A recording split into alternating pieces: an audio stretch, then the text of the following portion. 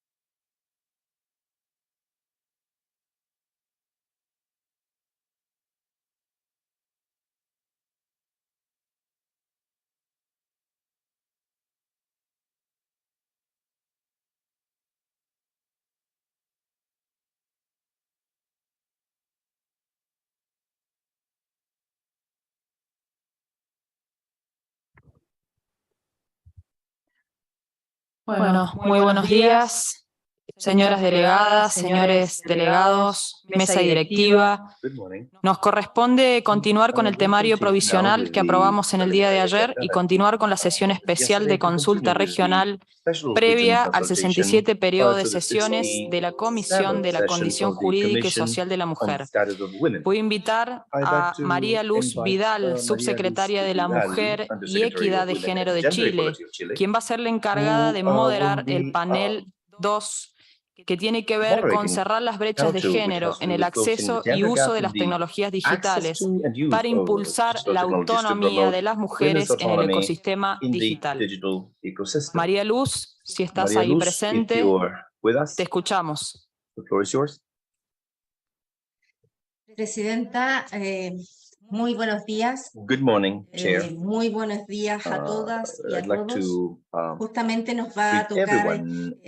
We are conducir este segundo panel de going to conversación respecto a cómo podemos be in charge of the acortar las brechas second de género, discussion las panel in brechas terms of how we digitales can en el close ámbito de gender género. gaps. Sabemos que hoy día We las know tecnologías that sin duda son today technologies importantísimas are extremely en cuanto important podemos recabar información, because we can podemos collect tratar de information conectarnos con using el them, mundo, we podemos can hacer un be trabajo connected to the mucho world más with them, we cohesionado. can do La pandemia a lo much more demostró, incluso consistent en tiempos work. tan The difíciles pandemic como eso, showed podemos that hacer in un such trabajo en hard time we conjunto, can estando en do distintas partes del mundo y collaboration, potenciándonos. being Por everywhere eso in the es tan world, importante lo que vamos a trabajar y a conversar hoy en strengthening día. each other. That's why this is Vamos so a dar important today. comienzo al segundo We're going panel to de la start the jornada de second la discussion 64 panel, reunión de la mesa 64th directiva de la meeting Conferencia Regional of sobre la the Mujer presiding de América officers of the Latina Regional y el Conference Caribe, of Women in Latin America que and the abordará, como Caribbean, decía, that will para cover cerrar las brechas de género en el closing acceso gender y uso gaps de in las the access tecnologías to and the digitales use of para digital impulsar la technologies autonomía de la to mujer empower en el ecosistema digital. women and to Según las cifras de la empower CEPAL, women's a autonomy. pesar de According los to the avances en stats acceso y despite of the conectividad de progress nuestra in región, access and se connectivity in estima our que region, 4 de the cada 10 estimation is mujeres de that la 4 out región of 10 no women in the están region conectadas are not o no pueden connected costear or una cannot conectividad pay efectiva, for lo que internet incide connection, en la which profundización has de a las huge brechas de impact género on en deepening términos de gender acceso, gaps in terms of uso, access, apropiación use, e incluso ownership, creación de and nuevas even tecnologías. creation of new technology. Por ello, con nuestras 5 panelistas, With our 5 analizaremos los panel members, desafíos we will existentes en la discuss región the y se comentarán current challenges in the algunas region, and we will experiencias para discuss abordar some oportunidades experiences in y order to address propuestas some hacia una mayor opportunities and igualdad de proposals género en towards la era digital. greater gender equality in Vamos the a contar con digital destacadas age. We are panelistas going to have a quienes saludo distinguished afectuosamente panelists y hoy whom I tengo el greet gusto de warmly again poder today. I have the presentar. pleasure of introducing them now. Estará con nosotros María María Aparecida Aparecida González, González, ministra de la Mujer the de Minister Brasil. of Women of Brazil. Amparo Amparo Arango Arango Echeverría, Echeverri, directora del Fondo de she's the Desarrollo de director of the Telecomunicaciones del Telecommunications Development Instituto Fund Dominicano of de las the Dominican Telecomunicaciones. Telecommunications Institute. También nos va a acompañar We Ana have with us Veneroso, Ana directora Veneroso. regional de She's las the regional Américas director de la Unión of the Americas Internacional de of the Telecomunicaciones. International Telecommunications Union. Florencia Partenio, Florencia Partenio. integrante del Comité She's a member Ejecutivo of de the Mujeres Executive para Committee un of Women Desarrollo for an Alternativo Alternative para Development una nueva for era. a new era. Y también And va a estar acompañándonos who will Andrea be supported by Andrea Mendaro, Mendaro. gerente general de She's la the general Cámara manager Uruguaya of de the las Uruguayan Tecnologías Chamber de of la Información. Information Technologies.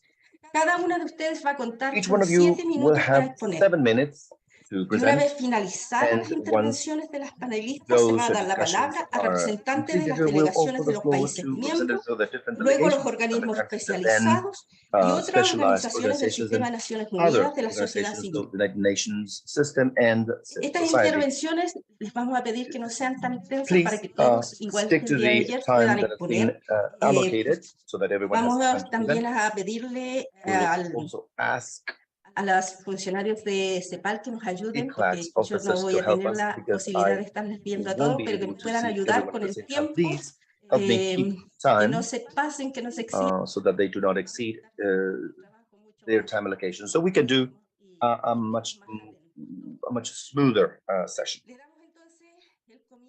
So we'll start with Maria Aparecida González. She's the Minister of Women of Brazil.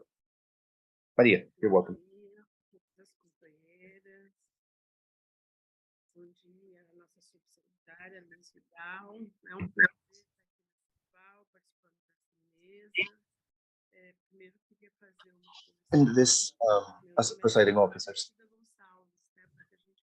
I am Aparecida González, A maioria me chama de Cida Gonçalves. and most of the people call me Cida. And of course, you can take the liberty of calling me Cida González or Aparecida or Cida, as you wish. Dear panelists, delegates, authorities, I'd like to thank ECLAC and UN Women for the invitation that has been extended to me to be part of this discussion panel that is so important. I am honored to participate in this regional conference on women in Latin America and the Caribbean for the first time as a Minister of Women in Brazil. In our country, we have a changing political context in the lives of women, and as part of these changes, We have regional compacts, and also gender equality, we know, is key for all of us. There are documents that have been presented in this session on February 8th, especially what's assertive in those documents that show the structural challenges of gender inequality and also technology exclusion of women in the digital ecosystem. This diagnostic allows us to be engaged and to be included as women in the digital era. In Brazil, this area poses new challenges and in the public policy agendas of women, among them gender violence, for example, also harassment, misogynistic discourse, invasion of privacy, intimacy of women, inequalities in the access or the difficulty to access the digital world. Also, the digital environment provides women with new opportunities that can be and should also be used by women. Women should use the internet. Internet is a tool of social organization, the empowerment of women, and the access to information and online reporting. In Brazil, gaps in this field are a reflection of the material conditions of the patriarchal society in our country and of inequality as well. During the pandemic in 2019, access to internet and the possibility of conducting business was quite limited. We must pay attention to the growth in these areas. Poor women, Black women had more limited access to technology training, for example, and they have not been able to develop and grow in this sense. Although in 2022, we have had improvements, 81% of the population in Brazil, the poorest people have not had the chance of having a digital connection. And the poorest population in the country find it harder, even harder. And in rural populations, women do not have access to internet connection. In research conducted, mobile phones are still the main device used in order to have access to the internet. Almost 50%, and millions of mobile phones that are active in Brazil are prepaid. That is to say, they do not have enough memory or the capability of downloading videos or using for business purposes. In order to have access to internet through your mobile phone, this is what Black women do, and also for women. The elderly, the senior population in Brazil also has issues to have access to connection. 75% of people who are 65 years of age or plus have find it difficult to have access to the digital world. We also see the reproduction of social inequalities among Brazilian women.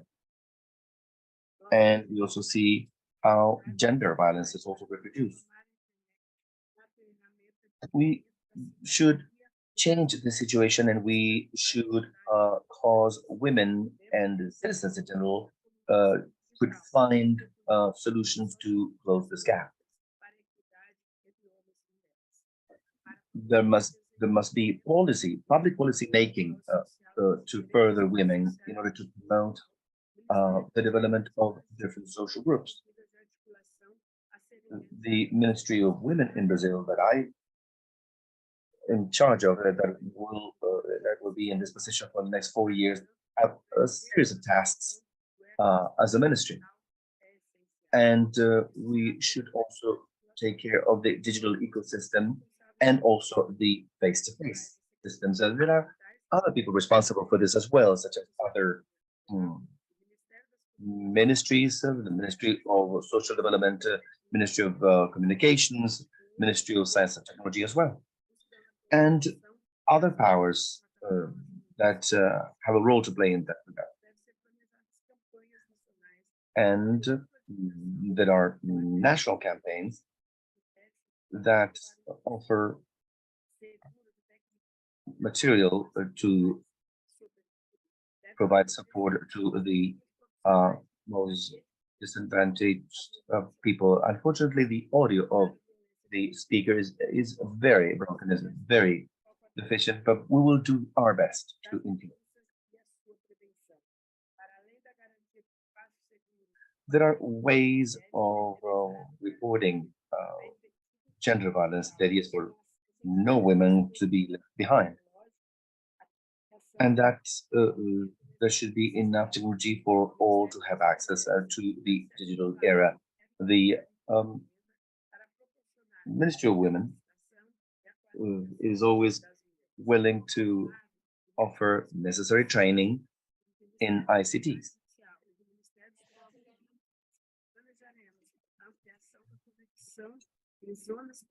Besides, more access is being offered in rural areas or most remote areas, so that access is broadened.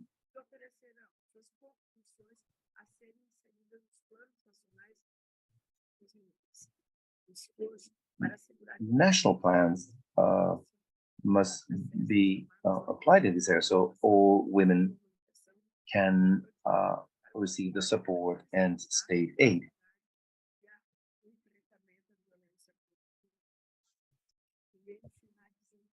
Unfortunately, audio is very poor, connection is very poor from the ministry.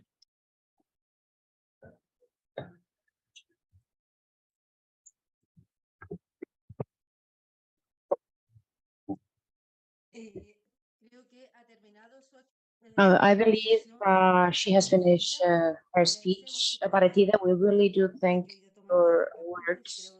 I've been taking notes. I think I'm gonna be taking a look at that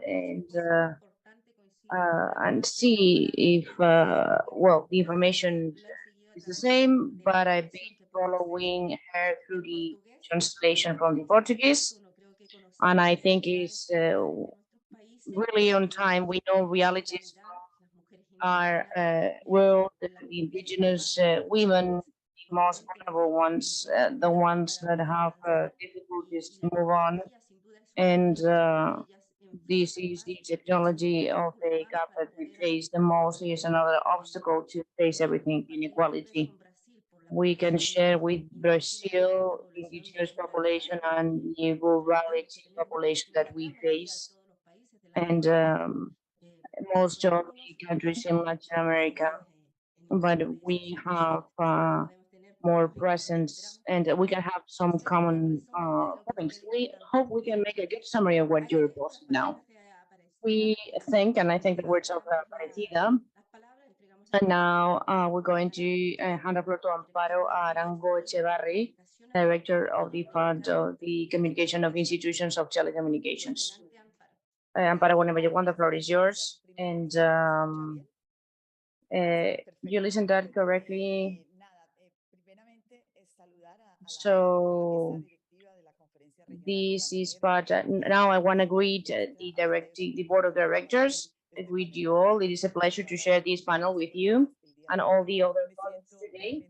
I feel really very thankful to have this opportunity and to share what we're doing now in the Dominican Republic. But before I share this, I want to start, and I'm going to start my words because I know that I only have 7 minutes. I'm very thrilled because 10 years ago, 12 years ago, in Dominican Republic, with a wonderful feminist women, innovative, disruptive, we started working the digital information communications from that moment on, the communication, digital communication. And we started working on that because we saw that we had to consider this, see it from near, very nearby. And we were talking about this new digital paradigm. This could become another gap for us women. And I'm here now with her, Maria Lynn Pineda. Many generations of young people, they don't know her, they don't remember her, but she's here now on the back with us. And I believe like a couple of years ago, she had a meeting, conference with the technical roundtable of the regional conference, and this is something that belongs to Amali and everybody that been working, and we are breaking barriers. And I want to connect this.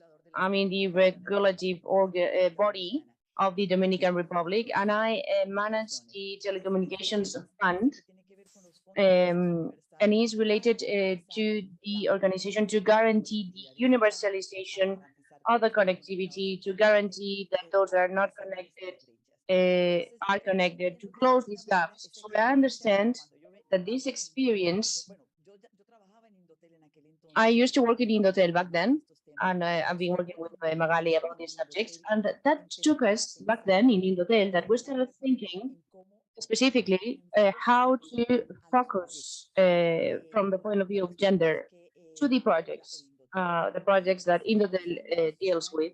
2 years ago, 1 year ago, more or less, from some statistics that we were listening to, they were saying that even though the Dominican Republic was reaching a parity of gender at an average level in the use of digital technologies, we started looking at this information and we said, okay, women are there, the users and all of that, and men, and we started analyzing the data, and we started looking at the 40% of households of the Dominican Republic that have a woman as a leader, as the responsible of that household, of the responsibility. But also the statistics, they started telling that, well, for that universe of the poor people of the Dominican Republic, 62% is a woman, is the head of that household. The 62% of the household in the Dominican Republic have a woman as a head of the household. And we continued exploring the statistics, looking for those gaps, because the gaps, they were there. And we started looking at that situation. Those head of the household, we compare that with men, they use the internet much less. And we have here the device, the mobile telephone, and now that smartphone is the main tool, but the heads of the household, they use that less. Why? Because the device is expensive, still expensive, and we still have these tariffs in these smartphones. We have the services that is expensive for them, and they're the ones that are the poorest in Dominican Republic. So we decided to make a project to create that subsidy of the demand and focus that on head of the households. And that was part of the level 1 or 2 in the Dominican Republic. And we assembled this pilot project when we started assembling that men or women head of the households, but they're there and they were saying exactly that. We are assembling that project. We did that. We started implementing that in 57 municipalities, and we called that pilot project because we wanted to test the concept. And we called that social basket, that was conceived to consider that those women heads of the household could have a significant connectivity to be able to navigate, to look for information, to be able to leverage and support their entrepreneurships, their mobility. You know that women in these levels, women, they're a lot in the informal sector and they have to move around. They are going everywhere. So the fixed connectivity was the most important. We needed that mobile connectivity. So we assembled that with a package with a smartphone, but we said, okay, we won't be able to stay there. We have that because they even were saying that, they're still saying that the women have problems. There's still a big gap, a huge gap when they have that competition to be able to manage those skills and those skills that are many times digital.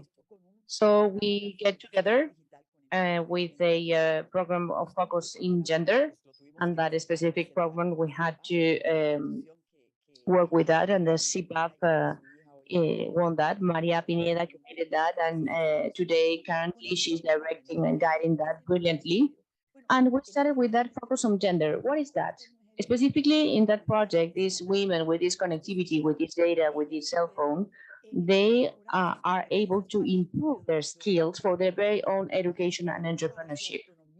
for their very own autonomy, physical autonomy, economic autonomy, and for their empowerment. And we are working already that we already have the 50% of these women with that training. We have the challenge of training the 50%, and we are making a follow-up. 3 years ago, we started making a follow-up from some focal groups in each of the municipalities where we are implementing the basket and the program of this digital training. Where has it arrived? I mean, given that this is a pilot project, we wanted to be this project of like a subsidy. It is a co-payment where Indotel pays a bit and women pay the other bit. Let me tell you that we women that were wonderful, we pay that payment, that co-payment. And what we want is to make it an elevated, to be part of a plan that is part of a condition transference. But with this focus, where we are able to generate another level of autonomy, to get into detail, physical autonomy, that economic autonomy, that leadership of our women. And this is what I wanted to tell you, a recommendation that is important. It is important for us to see that we are with the ECLAC and the international bodies.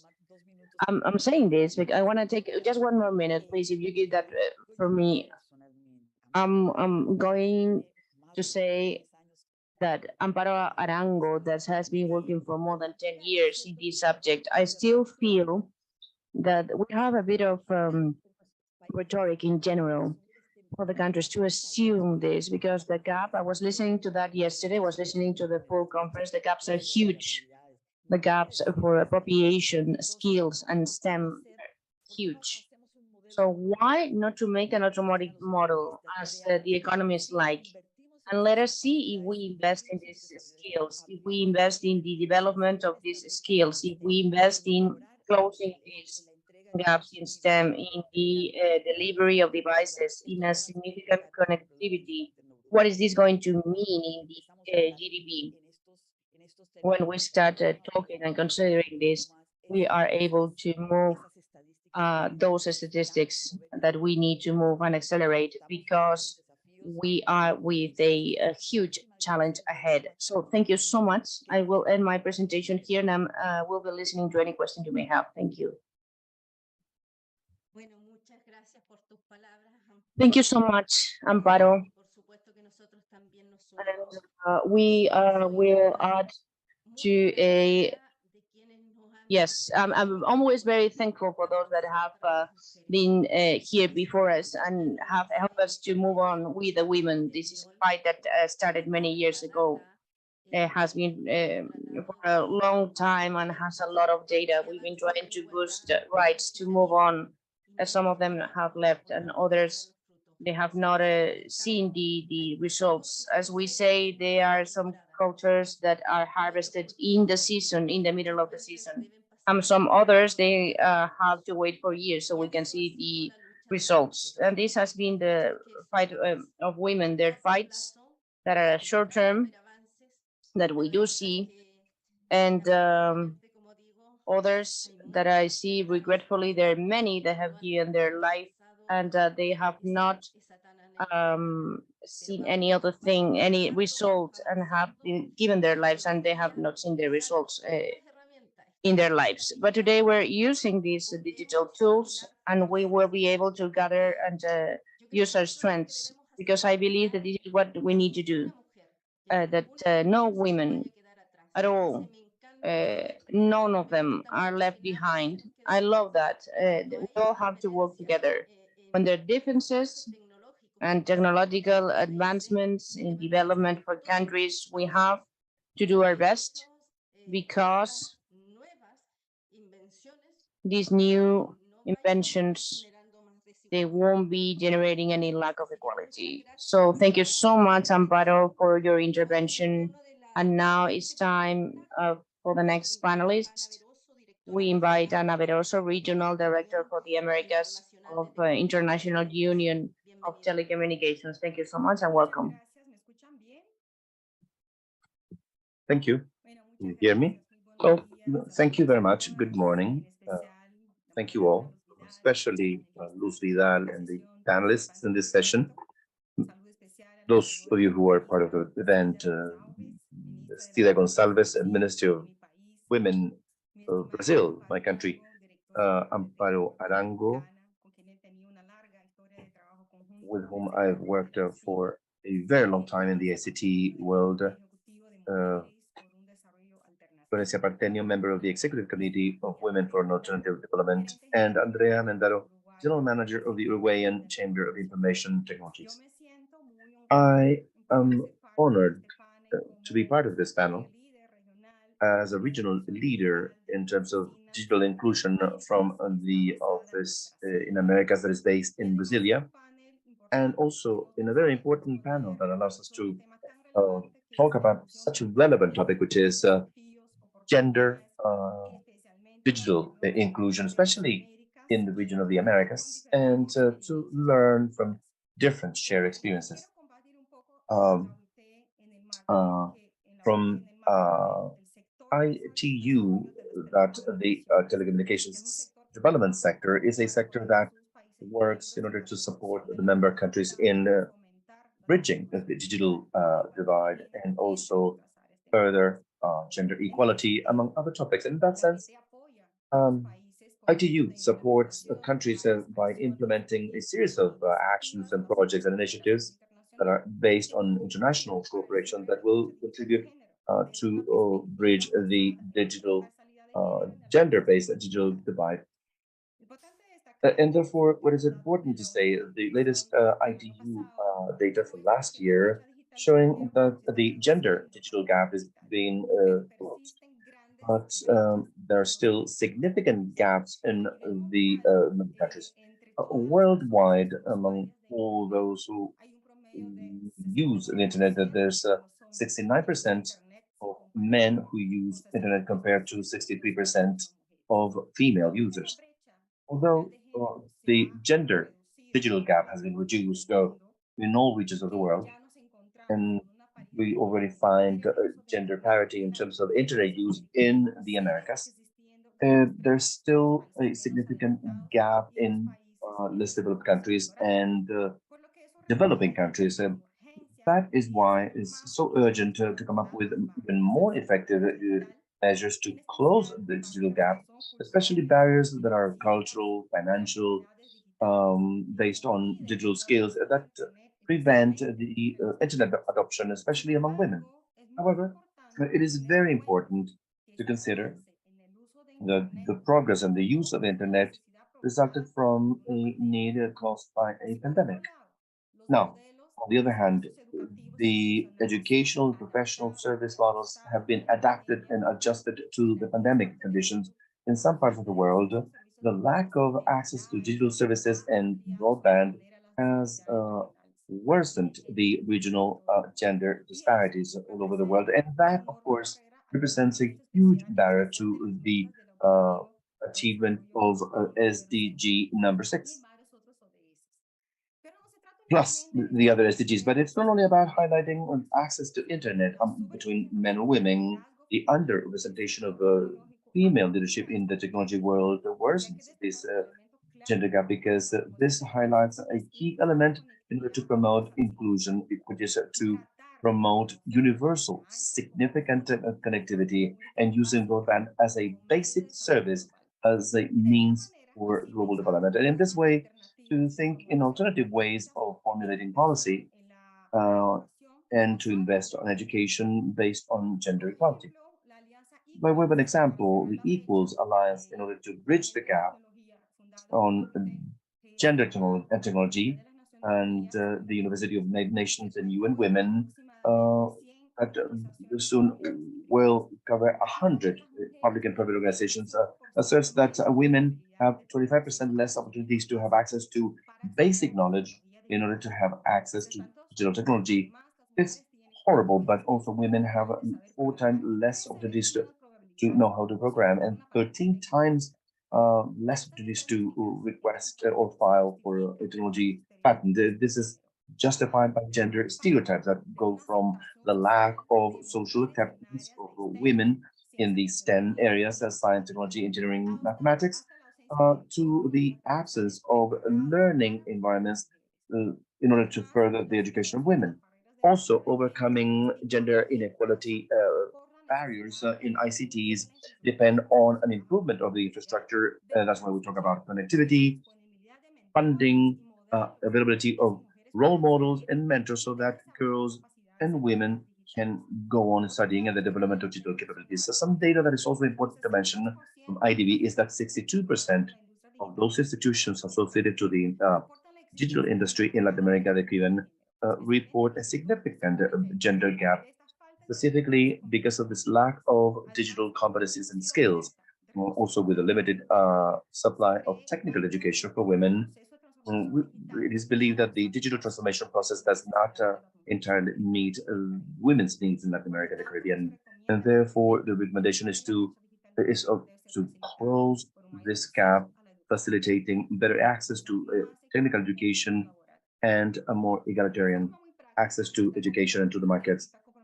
ITU is committed to closing gender digital gap in our region besides the new members, which is global, but has significant relevance in the region. There are other initiatives that contribute to this subject, such as the celebration of International ICT's Day for Women and Girls on April 27th, with the topic of digital skills for life. It is also highlighted that there are other activities such as gender competencies in Generation Connect initiatives with the digital skills, the Americas Dos Co project, which are activities that have benefited more than 2,500 girls and women that have supported countries in our region in terms of digital inclusion policies. You cannot forget the strong that adds female delegates from ITU member countries, and through mentoring, these women drive, they share their experiences so that other women, representatives of countries and delegates, can be highlighted as leaders in ITU conferences. It is also important to highlight that gender activities of ITU in the region should cover remote areas such as the Proyecto in the Chaco that has been signed with the Gran Chaco Foundation, and also geared towards including young population, indigenous population, and people with disabilities. ITU is committed to guaranteeing the introduction of a gender perspective in the policies and regulation today and in the future, destined to foster connectivity with safe access to ICTs. But for that, it is important that we should consider the pillars of digital education for women: access to digital technology, the development of digital skills, financial inclusion, entrepreneurship, and female leadership, as well as the deployment of universal technologies for women. It is also important to highlight the importance of international cooperation. As Chair mentioned at the beginning, joint work in different places. We can do many things based on international cooperation, so that priority areas in the report that has been shared, gender equality and women's autonomy in the digital era in Latin America and the Caribbean, can find the means for a significant reduction of this gap with an intersectional approach, especially the incorporation of the gender perspective in digital transformation in order to broaden the job opportunities for women, to strengthen their autonomy, to promote public policies that expand women and girls' involvement in STEM programs. It is important to work on mechanisms that will strengthen data collection so that we can improve the measurement of the digital gaps so that no one is left behind. Thank you very much. Thank you.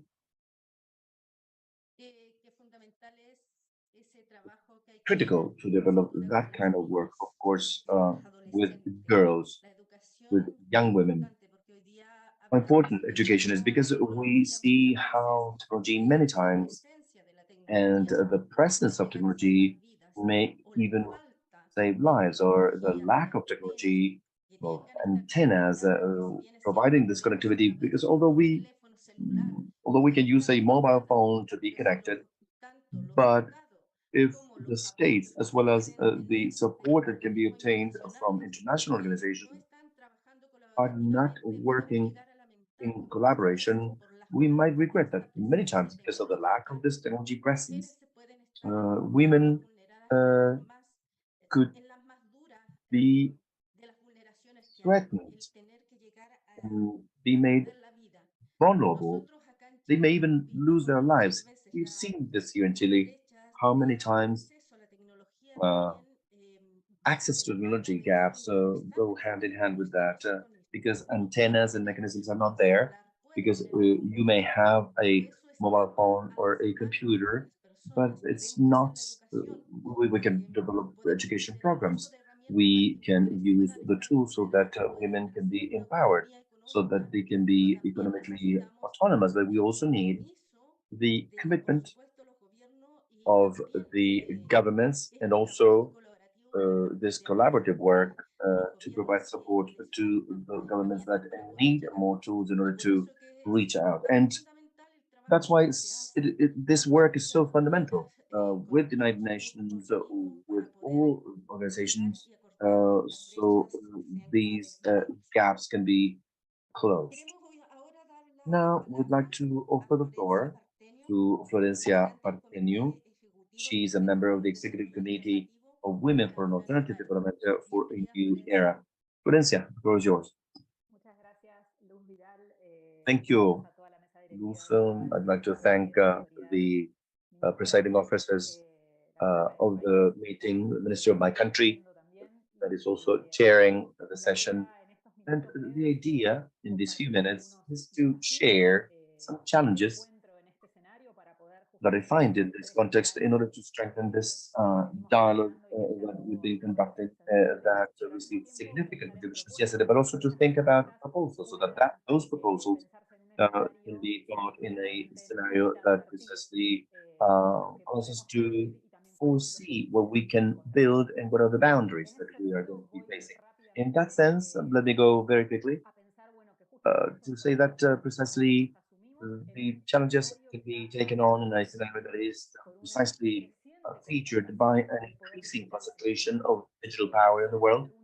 On the few pieces of information that have been published in terms of the status of digital power by TNI that can be searched online. The 7 companies in the world own the internet, so there's a then in terms of the privatization of the internet. Um, in terms of having internet as a public good in the browser market or the way we look for information, 64.7% is owned by Google Chrome. And to think of cloud space where we store our files and even important documentation of governments of key areas and sensitive areas of our lives, well, Amazon controls 47.8% of that cloud space. So this increasing concentration is also supported by what we call a social compact that exists in this digital capitalism. Some authors talk about surveillance capitalism that uses non-remunerated work mainly performed by female workers and or poorly and precarious jobs in the world.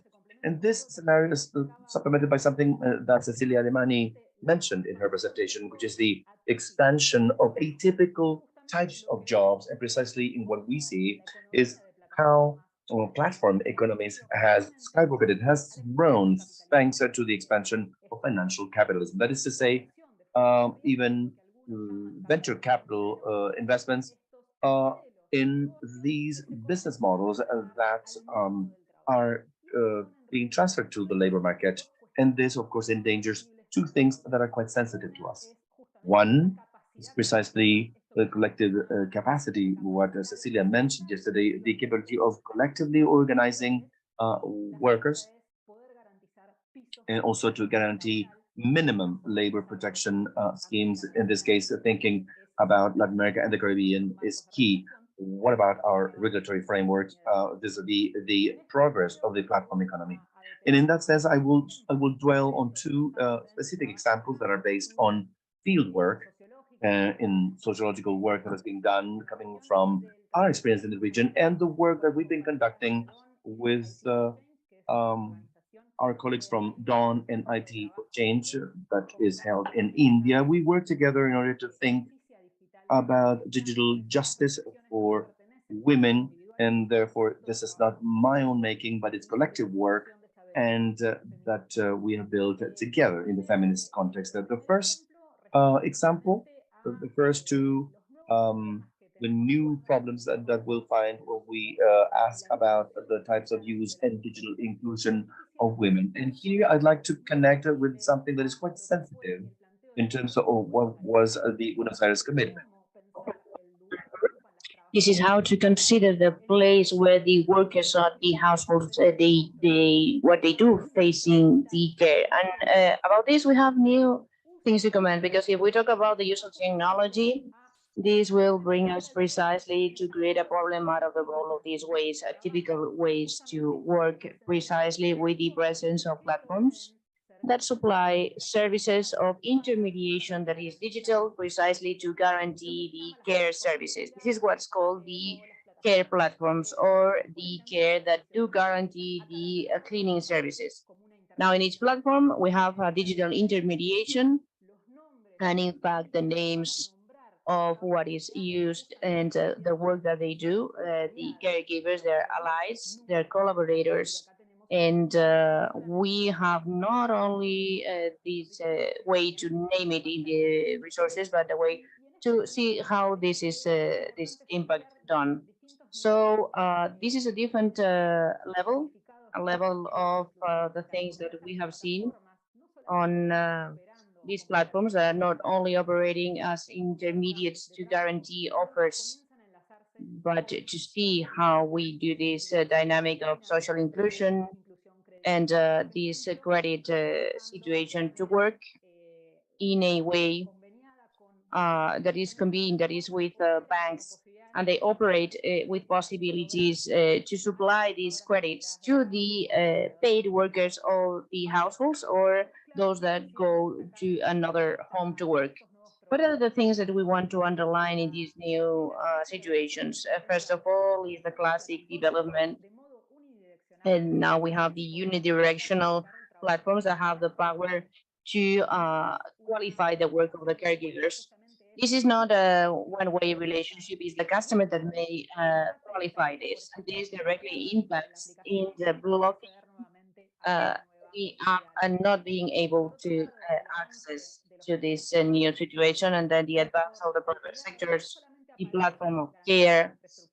We don't see this only certifying the structure, but the care, the quality of the care of the caregiver. And this is the reason why we've been fighting how to think and how to consider the work as a right. This is the reason why if the private sectors are like they are, I mean, we're going to have this care of the trust, and we are in problems with that. Then we have the negotiation. That is something essential and very, very important, is what we have in the negotiation, the part of the employer that we have, this type of negotiations. And the other thing is related to the possibility of thinking how these regulations may move on precisely and consider the possibility to rule them for the care. And they are anchored in what we've been betting for in founding the commitment of Buenos Aires, how to create this regulation that is not in the hands of the private determinations or the platforms on how they operate. And then the second example follows the same direction of knowing and thinking. How do we consider these levels of access? Do we have them? Do we have these actions to the connectivity? This is something that we seen. And when we introduced the packages, the CEPAL used to show these reference documents. When we said, okay, how much would it weigh? I mean, what is the importance in the budgets of the households? This basic basket is a 44% of the basic needs. Let me resume a study, something that we introduced in Argentina, all together with the Office of La CEPAL in Buenos Aires, all together with some researchers. And then we saw how the fact of studying the indebting of the households was a good entrance door to understand new details of the uses, of the access conditions, and looking at the different access that the women use for that. And something that my colleagues, they do use. And they have said before, how to consider different accesses. And this study, we saw that the ways that this energetic power increases the poverty of women may register in all the managements that are done on a daily basis that women do to guarantee what we say are the conditions of work. This is the fact of guaranteeing the access, the budgets. This implies to make what we're going to do. What about this? These monetary things, they get into debts. Why? Because they have, for example, the cell phone, I bought that in installments, and I have to ask for a loan in the informal sector or ask to a family member. So these increases of the indebtedness is not something for women, all the opposite. This restricts the economic activity because they really do see this minimum area, this minimum part. And we're seeing the counting of the debts that we did this in detail in the popular sectors. And this is something that is the management and these things that have been delayed for light and on others. How to link these concepts in the poverty of time? This has been a key part for this type of studies to think about these new details about the conditions with which women have access to connectivity.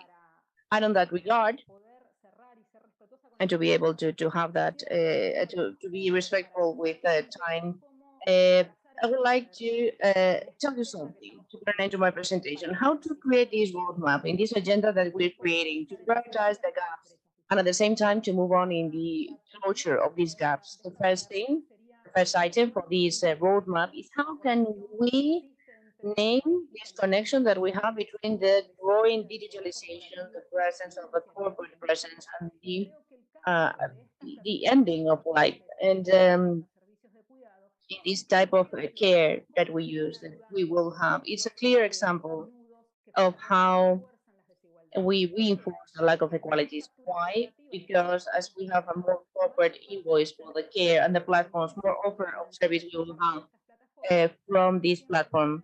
And at the same time, what we see here is a circuit where these knots of lack of equality are reinforced. Another aspect that I believe is key to live here in this dialogue is to keep claiming the data as common goods and social goods. And on that regard, I believe that it is essential how we consider the construction of a more a safer society. How can we claim those data as common goods? As can we fight as well for the fact of having internet? We all have to have the internet. And also, following this opportunity with the possibility of opening this to this discussion, we can widen this discussion. There's a huge opportunity of integrating the paradigm of austerity. And I resume what has been said yesterday, the need to invest better and more. How are we going to invest this narrative facing what our countries are facing, what the global logic has? And a proposal, a specific proposal is how can we bet with another level of investment in digital structure that sustains the basic public services. Pandemic showed that the health, the access to virtual areas, the possibility of managing at a distance the education.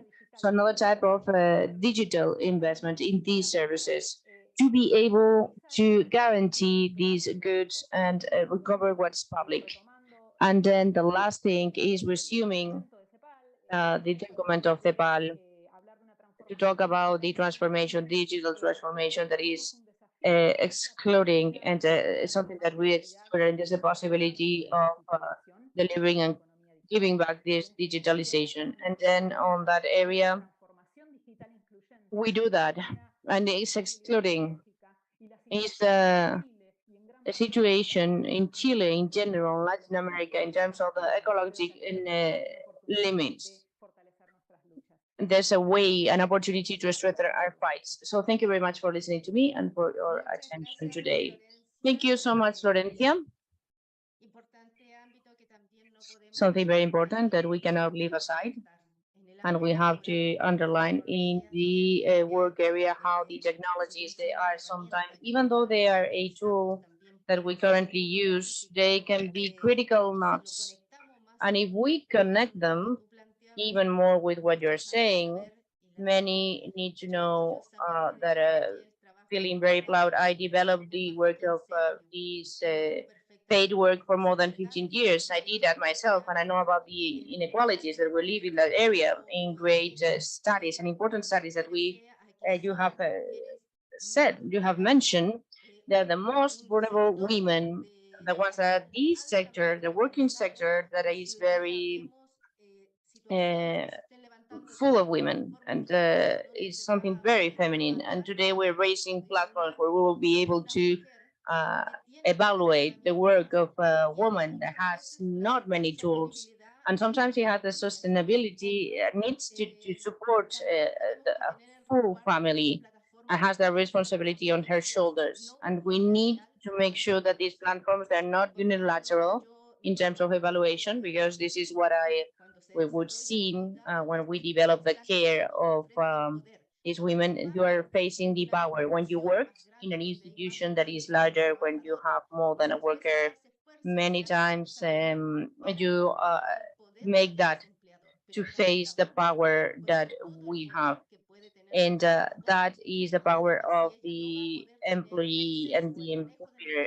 If she won't be able to have the access of the technology, she won't be able to take a look at the evaluation that this employer is making, and that can be a sanction, and that can withdraw a more a difficult situation. So we think that warning of having that on the table, because women that they are really not being there cannot create an stigma of platforms that today they won't be managing at all.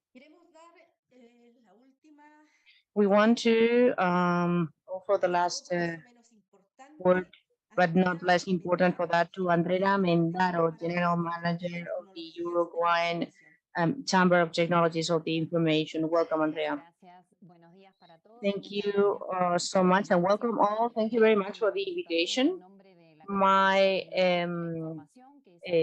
job position is being the leader of the chamber in Uruguay that creates and deals with software companies. Uruguay is always conscious of the reality of the rest of the countries of Latin America and the Caribbean in matters of inclusion of women and their digitalization, and especially the participation in the industry of information technologies.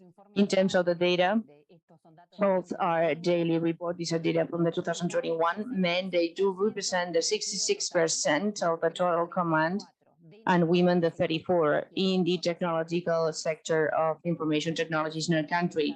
Here we are very aware of this gap between women and men. And for many years now, we've been proposing to work in an active manner to close it. One of the main aspects for us is to create this sensibilization for men and women, to empower them, to tell them that the technology is also for them, and they are creators of solutions, and they can work in the industry of information technologies. We work, therefore, not only to create a sensibilization of women and girls, but also to create another level of access, to make it easier for them, the access to technology, promoting the equity and gender equality with a real advance towards that concept. We are aware that we won't be able to do that by ourselves. This is why we want and we try to imply our voice in different sectors of technology of information in Uruguay, public as well as private. We want to expose the reality, and we want to help to find ways to equity and genuine opportunities. I wanted to share with you this thing and to see how do we do things, because we really implement that this gender inequality with the partner companies and all the community, all the institutions, all the round tables that promote the development and the equity of gender in the sector. This commission helps to generate sensibility reflection and action in favor of the construction of work constructions in terms of gender that really do pose for the professional growth of women in the sector. Also to give the visibility for the opportunities as well as the barriers that women face to work in the industry and propose actions that are specific to try to solve them. Recently, now I want to tell you that we approved the direction of our area, the inclusion of our code of conduct, to which all the member companies are there, and it's a series of principles of equity. And this is part of what we do because this is a entrepreneurship practice that have this type of impact in the gender and equity. Many times we see that they are aware of the problem, but they don't have the tools or they don't know how to consider how to create this path to equity. From the year 2014, we have boosted the initiative Take It For One Day, for what Oriana has said, the celebration of the International Day of Girls in the PIC. And we work with an open day where companies, they invite teenagers and girls of public schools and private schools to know their companies, to know what they do, the roles that integrate these technological companies, and to evidence with this type of women their life experiences, and always empower them and making them do a way to work in those companies. This comes with the support of the CONICET, that is the ruling body for that. And they're part of that activity, more than 1,500 girls and women. In terms of public policy, we have also boosted implementation of informative programs of IT, exclusive for women, as well with gender differences. We want to surveil the participation in those programs, and some of the programs that I'm going to share with you. I'm going to share the link so you can look at the details and you have more information. Many of them, they work with CUTI, all together with that body, with the public sector, the academy, because as we said today, we're very aware that this effort is not only coming from the private stakeholders. We have to work on that all together. We have gone with the young program to schedule this SAVE program. That is an inclusion program of technology, educational program, and the initiative of women and technology information that is promoted by the national address of our Ministry of Work in Uruguay. The BIP program, that is a training program online that is promoted and executed with funds of employment and training, that is a public institute, and the program TIC, that has been supported by the Presidency of the Republic. And I want to also underline the program that has been executed for some time with digital trainings and skills for the ability. This has been promoted by INSEPORT, that is a public body here in Uruguay, in alliance with Microsoft, that in the case corresponds to the private sector. In 2020, women who joined the university educational system was 30% of all the students, whereas in 2017, they accounted only for 20%. We're convinced that we need to keep on working along these lines and keep motivating and fostering women for their own training, not only in terms of technical and digital skills, but also the inclusion of women in the digital and technology industry. In 2021, women employed accounted for 34%, but this has grown only 2 percentage points compared to 2019. So a very limited growth of women's participation in the industry. I'm sharing this data and examples to show you that the work towards gender equality and building opportunities to genuinely build a path to equality is a responsibility to all those of us who can make a difference, of both public policymakers, entrepreneurs, academia, and the citizenship at large. From our role, from our trade association, and that we have developed our role in the industry.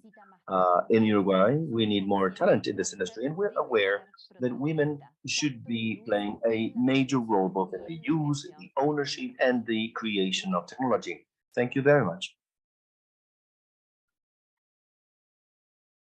Ahí está. Muchas gracias, Andrea.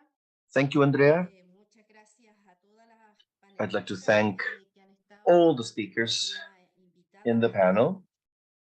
Nos invitaron, yo creo, We were invited, I guess, to take a look at technology as a possibility, but also if we do not work correctly with it, to see it as one more barrier for women in their progress. And that is the very special take on this, how we use it. Do we use it so that women can make progress? Or if we don't work with it, we'll let it keep on being one more obstacle for women in terms of their full development. The pandemic, of course, provided evidence about structural inequalities in terms of access to the internet and technology devices. Gaps that are worsened if we consider the gender variable, for example, in the low engagement of women in scientific and technology related programs that have a huge impact on the types of jobs they have access to. I'd like to close this dialogue by sharing with you the kind of work we are conducting in the Ministry of Women and Gender Equality in Chile, which is part of the Advisory Board for Gender Equality in Science, Technology, Knowledge, and Innovation. And that will support the Ministry of Science in the process to update public policy and gender equality action plan in the scientific systems of Chile. We are developing a mainstreaming effort of the gender perspective in the public policy making that will establish criteria for the scientific development through actions that will foster dissemination, access to, use of technology to transition to digital justice, something that needs to be developed, as we have heard from all of you here. I'd like to thank you for being part of this discussion, especially the 5 speakers.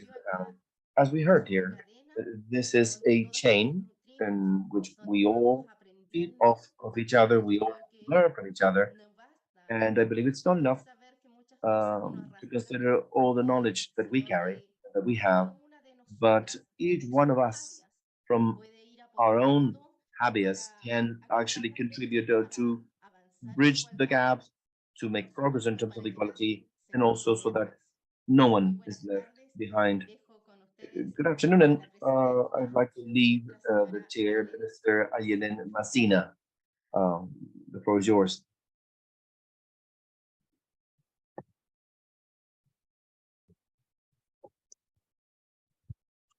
Muchas gracias. Thank you, Luz. And of course, I should thank all of the speakers for your remarks. What we'll do now is that we're going to offer the floor for the interventions of the delegations. Please stick to a maximum of 2 minutes so that we can basically accommodate all your comments with the help of the Secretariat. We're going to draw up the list. Now, please raise your hand, virtual hand, or if you could please write on the chat the name of the country that would like to submit your report.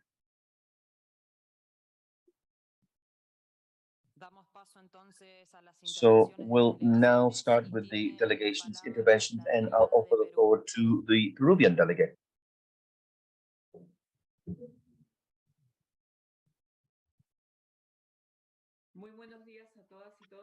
Good morning, everyone. Chair, vice chairs, colleagues. Well, I'd like to congratulate you for the effort you've made in order to hold these 2-day session of very intense dialogue and to check this outstanding agenda towards the achievement of the digital rights of women. So we don't leave anyone behind. I will submit my report in a context in which technology transformation has become part of our daily lives. It is as a regional bloc what we can continue to wager on the elimination of digital gaps to guarantee integration of all women and girls and young women in the areas of science, technology, innovation, so that no one is left behind. This is why we coincide with the declaration of the ministers and authorities of the national mechanisms for the furthering of women in Latin America and the Caribbean for the 67th period of sessions of the Commission on Women's Status that has been shared in this space. We should continue that work of driving the use of intersectional and human rights, gender-based approach in all our policies and actions, including those that are destined to closing digital gaps that also highlight gender gaps and rule gaps as well. To truly make progress towards sustainable development in our countries. Likewise, it is also important that the declaration should prioritize the development of strategies and policies regarding the prevention and investigation of cybercrime, especially violence against women and girls in digital contexts, and the new types of violence such as cyber harassment, cyber intimidation, and other types of privacy infringements. So our state services should develop capabilities and intervention models facing this new scenario. We must build the assistance and regional cooperation networks that will allow us to answer to these new types of crimes and violence expressions against girls and women that have no boundaries nor time or limit whatsoever. We should also highlight the importance of developing this agenda, having the active support of women's organizations. The Ministry of Women and Vulnerable Populations of Peru has a vast trajectory in the work with the civil society and the women's organizations and feminist organizations. So we have working groups on women and political engagement, Afro-descendant and rural women, and LGBTI, as well as dialogue venues with women organizations that have a certain degree of disability. With all of them, we hope to work together in the implementation and follow-up of public policies related to the transformation, digital and technological transformation and the digital ecosystem as proposed by the declaration proposal. In Peru, in line with the declaration proposal, we have set up a committee for women on science technology that since 2019 promotes mechanisms to promote the role of women in such areas. We also drive the Más Mujeres Alliance, more women, girls in science, and women's recognition campaigns in the country for their creativity, entrepreneurship, and innovation.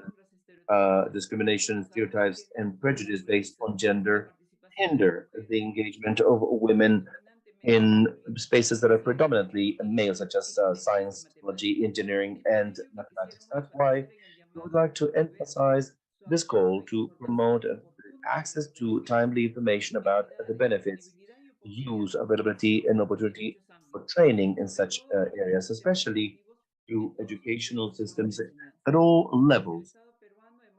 From the previous state, we have made progress through the Ministry of Education in preparing a guideline document for teachers called Rutas de Aprendizaje Usa la Ciencia y la Tecnología para Mejorar la Calidad de Vida, where we include information to demystify gender-based prejudices, among others.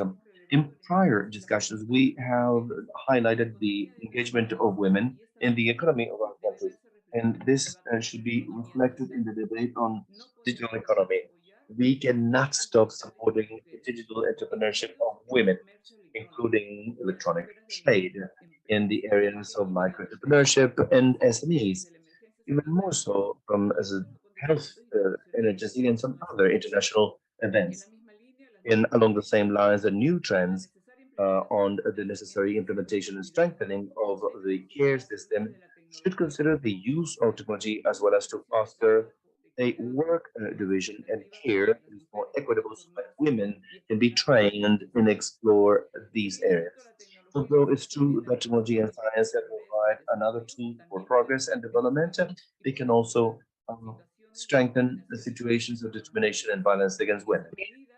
So on that measure, we warn the need of evaluating and dealing with the technologies, including the harassment, the bullying, and the digital steps, and using these criminal areas and also the problems with women here. In that relationship with women and more than 50% of the population, it is not possible to reach the sustainable development without us. So from this Peruvian state, we restate the commitment to reintegrate and strengthen the skills, women and teenagers, and really ensure their participation free and full of equalities in the context of change and technologically speaking as well. Thank you very much and good morning.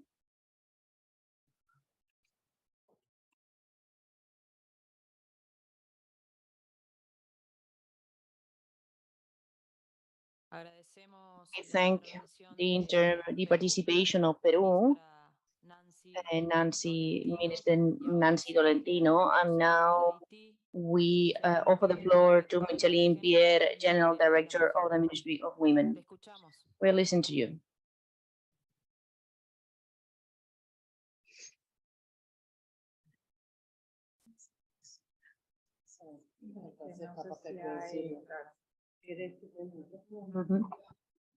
Pour la délégation d'Haïti, on voudrait donner la parole au ministère de la Femme, Madame Michelin. Jean-Pierre est sur le réseau. Est-ce que vous pouvez nous écouter? Estamos pasando la palabra a la delegación de Haití. We're offering the floor to IT delegation.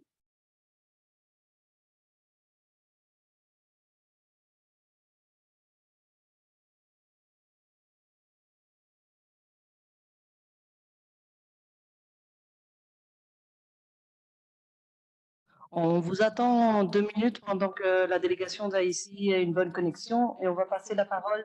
Je passe à la présidente pour passer à une autre délégation. Merci. On vous attend quelques minutes.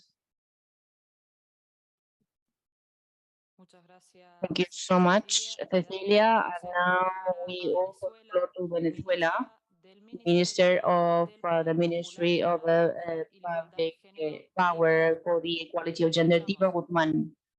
We are listening to you now. Good morning. First of all, I would like to greet you all, Minister Diva Guzman, to construct projects of life. This is a bit what we wanted to do, to work on that. Let us continue now and work with the process to share what has been given in the inclusion of women and with what we're doing, because we construct with this power and this equality, especially with one of the main obstacles so women move on. They provide this area, these stereotypes with these type of things. These are technological, and also it would seem that they follow a statute in Venezuela. We all have given this access to the society that has another level of inclusion in this type of things. So from the year 2008, we have developed this project of these areas because they do have these portable equipments, and these are important parts of the things. So this is part of a massive process and a construction level, and they're part of that, of what the things that we do. We can say proudly that in the year 2018, and we will be having that, with having another type of level, because people, they do work with these areas. So this passion for doing things, it follows some constructions and some ideas to strengthen the girls, the incorporation of teenagers as well. In spite of all of this, and this is part of a program that we have done and we will follow on the last consideration, political consideration, for making this society and these other things, and for these other two. So this is part of this area, and this is a way of segregation towards women with this type of tension, and it's important to underline, to make an important thing, to update the technological area in the different centers. This is part of the economic access. And this is also to guarantee the coverage in rural areas and in schools that are very near the communities. And it's very important for the country. And we have had many indications to achieve this type of situation. This is why we repeat that we are really but to be guarantee of the access of children and the government. And this is only possible to have these situations that are vulnerable for all the sustainable areas. And this is something internal and external for all the humanity of all the vision has been there in this conference of La CEPAL. Thank you so much.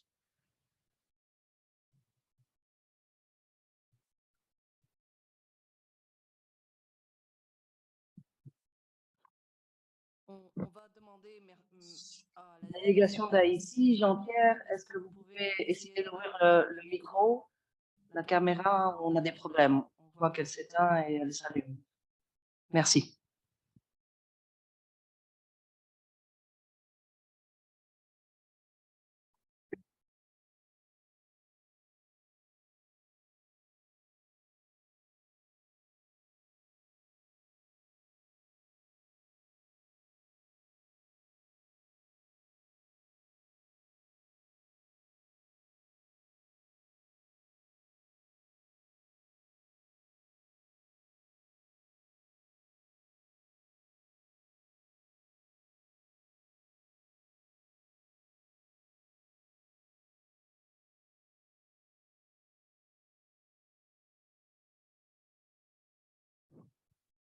Bueno, le damos la palabra. Okay, we offer the floor to Valentina Duque from UCHNR.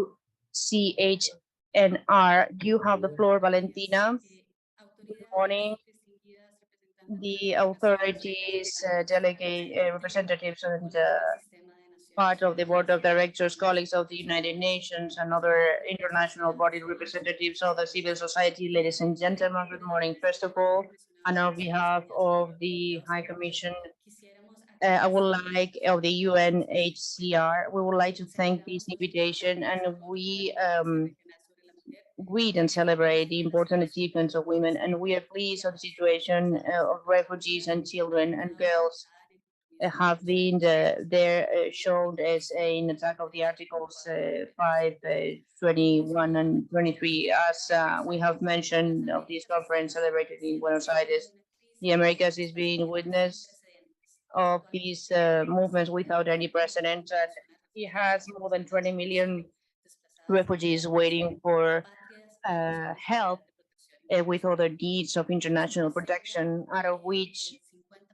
about the 50% are they're in need of help. The perception of the violation of the human rights is the main engine of this part of focus. From this area, the women they're going to be moving with many lack of equalities and the distribution of the tasks, and this impacts in a negative manner the exercise of sub communities that are with us, including the right of education and the access to connectivity. And then the separation with the social networks, the separation of the social welfare, the communities to have access to many things, and what we have looked at with other regularization and the other options of care and the countries that they fostered. These are one of the main stakeholders that they can reach their economies. And they're going to deal with this type of manifesto of violence on gender.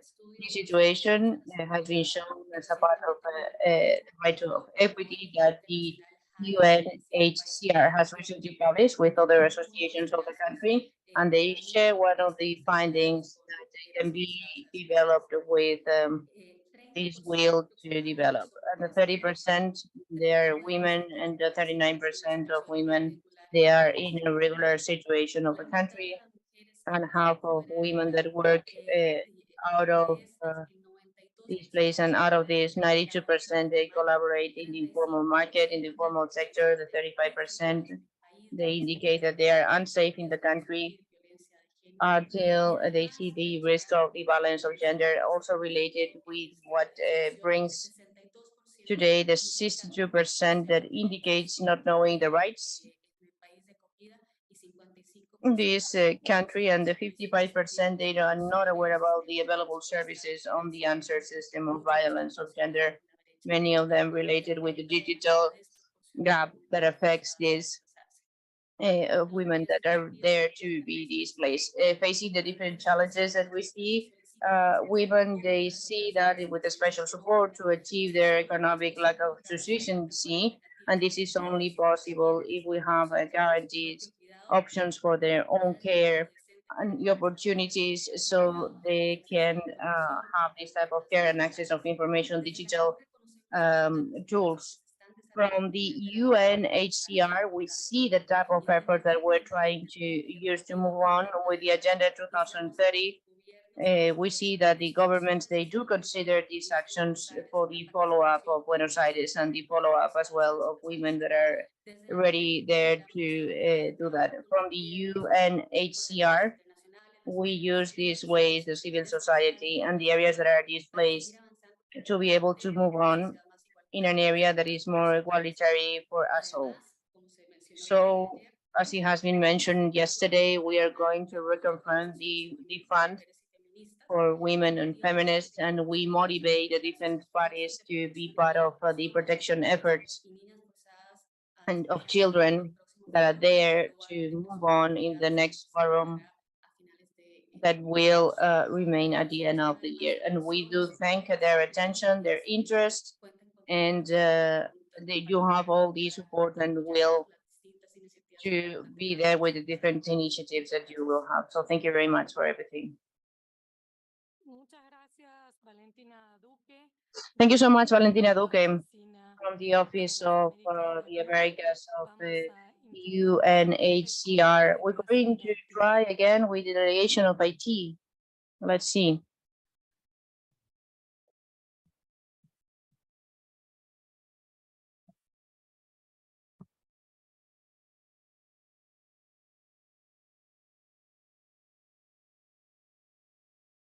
Pour la délégation haïtienne.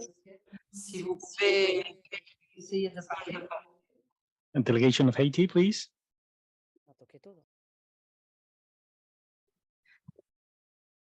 Ok, dejamos entonces. Okay, we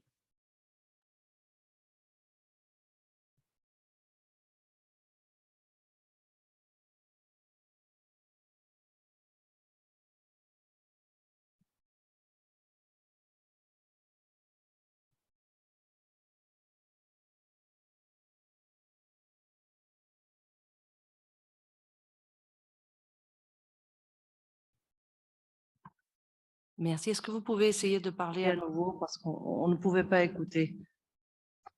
Could you try speaking again because we can't hear you?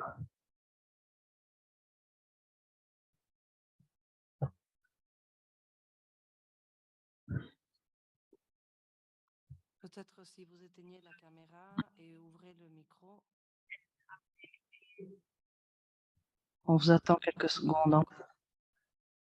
Could you try unmuting your phone, but turning your camera off.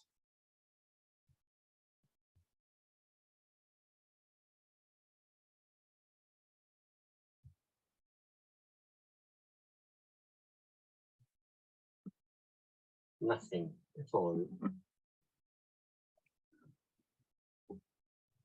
Nous sommes vraiment désolés, mais on n'arrive pas à écouter.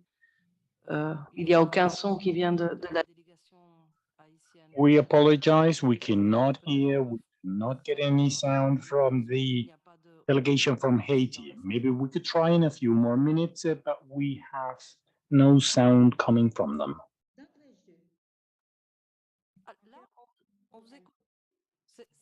Le moment qu'on vous écoute, c'est maintenant. Okay, we can hear you now. Yes, we can now hear you.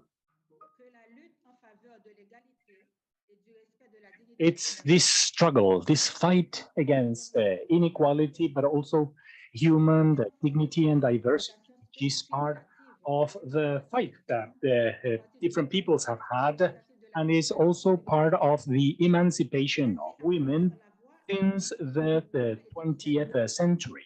And this has opened up the ways for new initiatives that have allowed for a new social political reality since 1964, and then the recognition for the movement that in 2012 set a new law, which includes the principles of a certain percentage of adoption where there is enough space for decision making. After this progress, after the equality established by women, we have created a foundation which can be seen on the social, political, and also economic basis, which has translated into women's well-being. We have committed to promoting the respect and the principle of equality amongst us all, with the development and implementation of peace, which is expressed in two areas. It has to do with women's training and education, also in the areas of health and economics, where women do participate and they make decisions. This is part of the policies that allow us to strengthen the prevention of inequalities in health, politics, and education.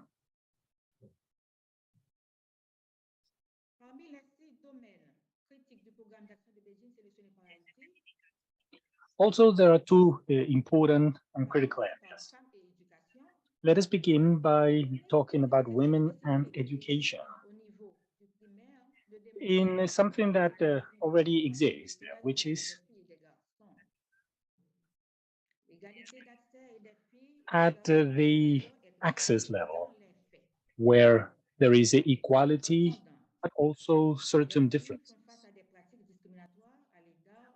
We then have discriminative practices where the learners can pay attention, or the teachers can pay attention to the different types of students, but they can also see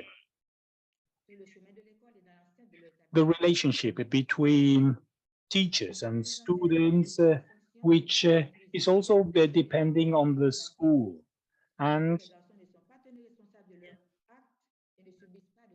the responsibility that is that they have to assume in the schools.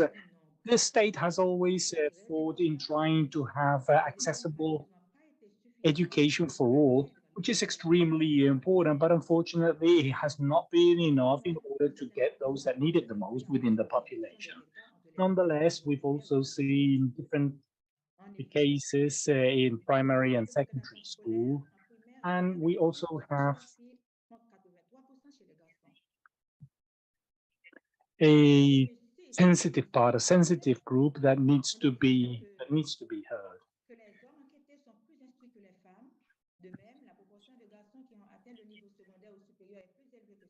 And there is a certain percentage of people for which several challenges have become rather important.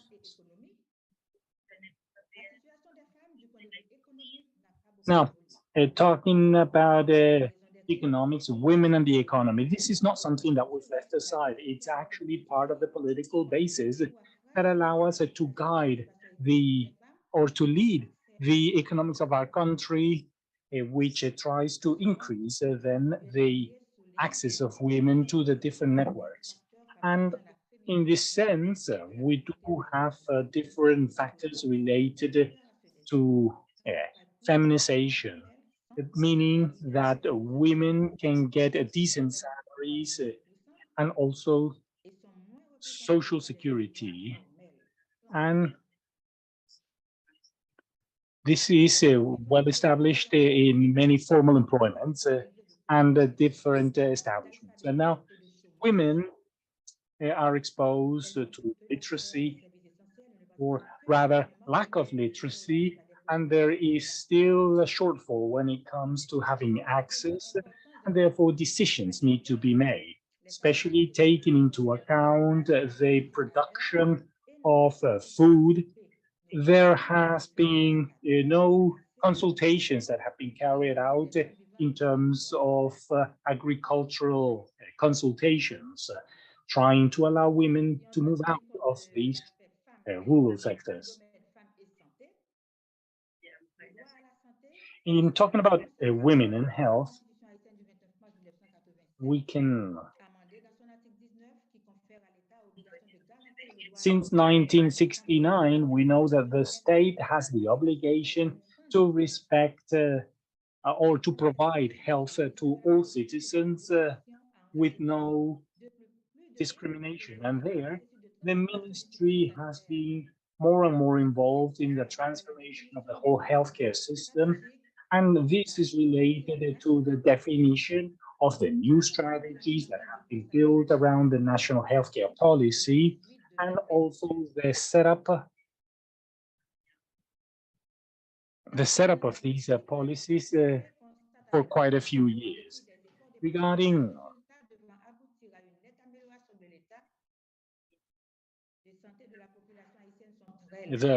regarding the health outcomes and the state, well, the population has received several responses in the healthcare area, and there is also less external economic dependency with certain limitations. There are some healthcare services where we can see that there is a shortage in the rural areas.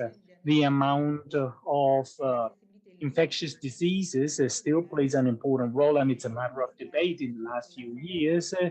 And also this the universal access to health sees that there are certain areas where there are weaknesses. There is a lack of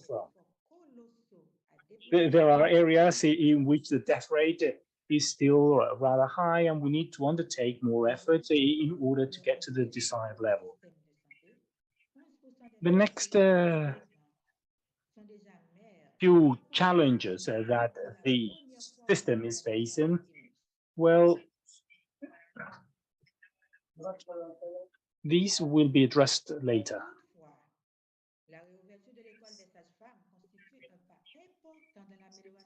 Still, the regulation of these schools and education becomes the basis in order to start building the rest. And we can say that since 2019, with the regulation coming from the state, that has become institutionalized as part of a ministry where we have women in diplomatic roles and also training, which is part of the tasks that they undertake. Allows for women to participate in decision making. In Haiti, we can see these type of regulation and participation where the public sector plays an important role, and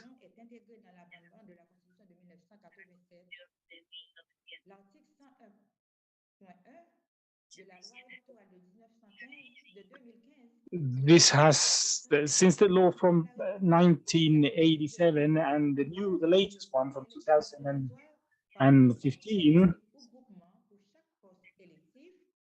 doit contenir au moins un quota de 30% de femmes.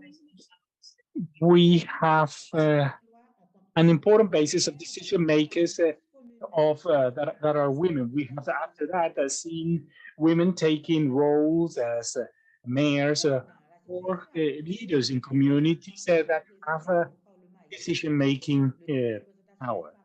And the situation then has changed a little, but the representation of women is something that dates back quite a bit. There have been many movements that have taken on this effort from women fighting for their participation. We can also see this injustice where there's still quite to be done in the legal areas. L'un des grands moments de cet amendement porte sur la dépénalisation partielle de l'avortement à vocation thérapeutique. Cependant, certaines One of the important movements has to do with the law and regarding maternity and paternity.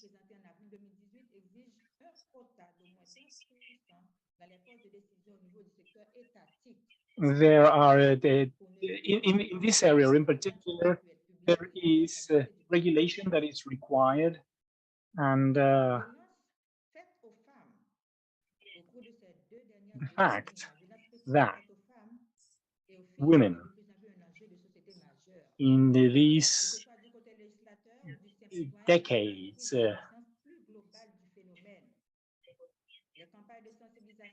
that are addressing this kind of phenomenon, we do have to have awareness campaigns that can make the lack of women present in all of these kind of institutions more evident.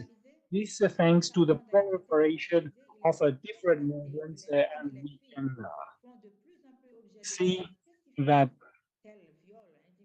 women and children do see their individual and collective rights reached.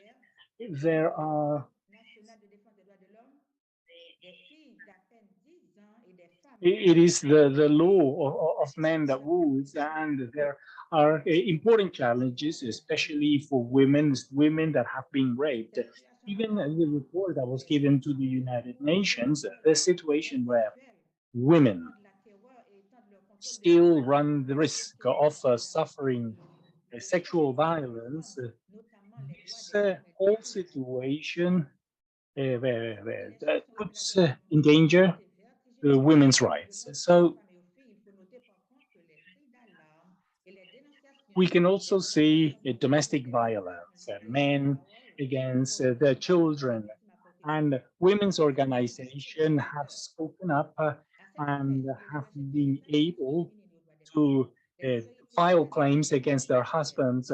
And we do then have a legal healthcare policies, and feminist organizations have been able to highlight also the problems with their husbands. And this has put together a full struggle. We can see, thanks to certain officials, that there have been victims, real victims with their corresponding documents, and then there is evidence taken that this violence has taken place, which is well known oftentimes. But again, women are the ones who suffer. They are the ones who are the victims. And with these kind of initiatives, and we can also see that well, hospitals often cover this kind of this kind of crime, and this is now being held. Is a struggle that's being held at an international level regarding the unification of women. Well, this is not regulated, and they have dependency from the state, and there's always limited access from women to many things, and that in turn means that women become victims, and they require a certain shelters, so as to speak. So we can see that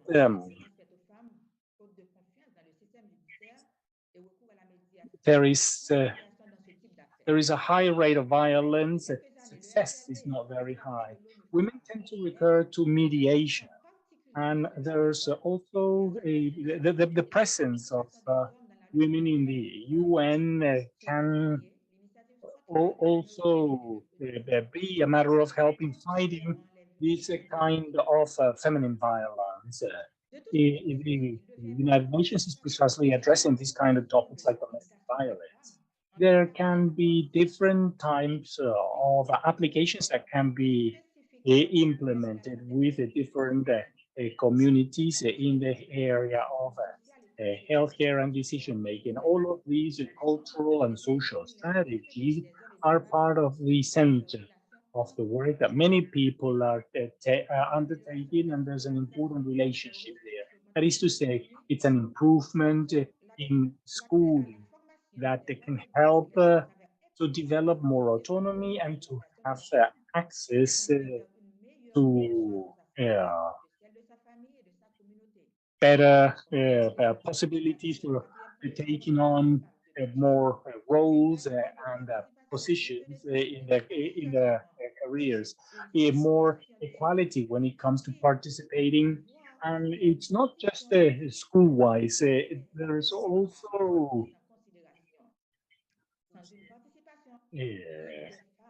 this participation must be active with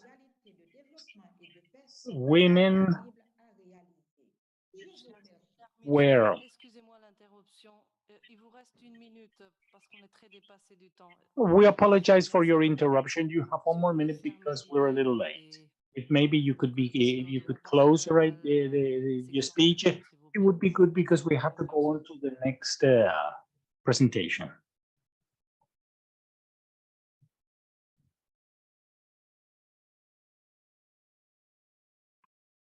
Madame Michelin, si vous voulez fermer l'idée en 1 minute, on vous écoute.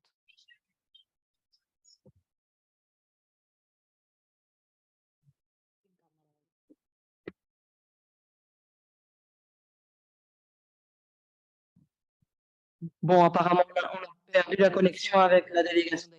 Well, apparently we've lost the connection, but we still want to thank them for their participation. Delegation of IT for the presentation, and we will be available for the rest of the participants until we are coming back now to the presidency of this roundtable. Thank you. Muchas gracias, Cecilia. Le damos ahora Thank you, Cecilia.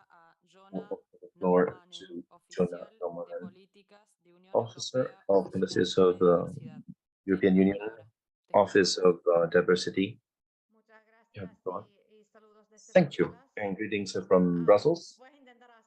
I will try to do this in Spanish, although it's hard for me. But first of all, I appreciate the chance of taking part in this conference on behalf of the European Union. From our perspective, digitization and technology may change the rules of the game and to make a significant progress in the position of women, as well as the first thing that has to happen for that is that there should be gender equality in the technology sector, that there should be significant involvement of women, full engagement of women, fully, significantly in all aspects of public life and private life,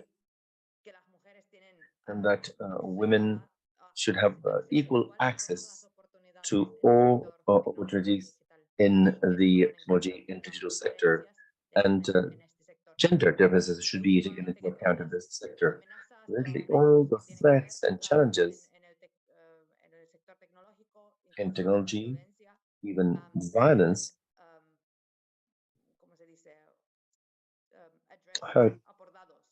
have been addressed.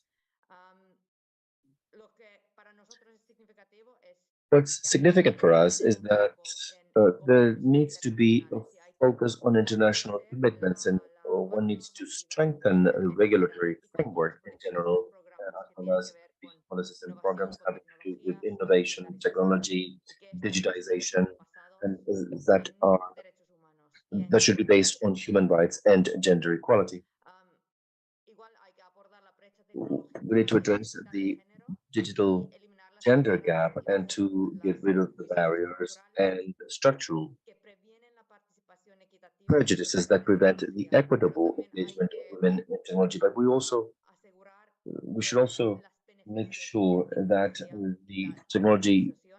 the benefits of technology and digitalization should be equally shared.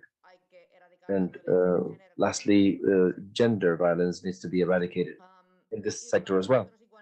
And for us, it is also significant to make sure that the specific focus on women and girls, those who are vulnerable or those who are marginalized. This is another link also with this topic, and to be sure that there's access to service, finances, just like the investment opportunities for women and girls in all areas in all spheres of society. Well, now regarding the status of women commission, it is the first time that we're going to deal with this gender equality in the context of innovation, technology, digital education. And for us, what our hope is that there will be sound and ambitious conclusions based on human rights, based on gender equality. And we truly appreciate the collaboration we tend to have among our regions in topics related to women's rights. Thank you very much.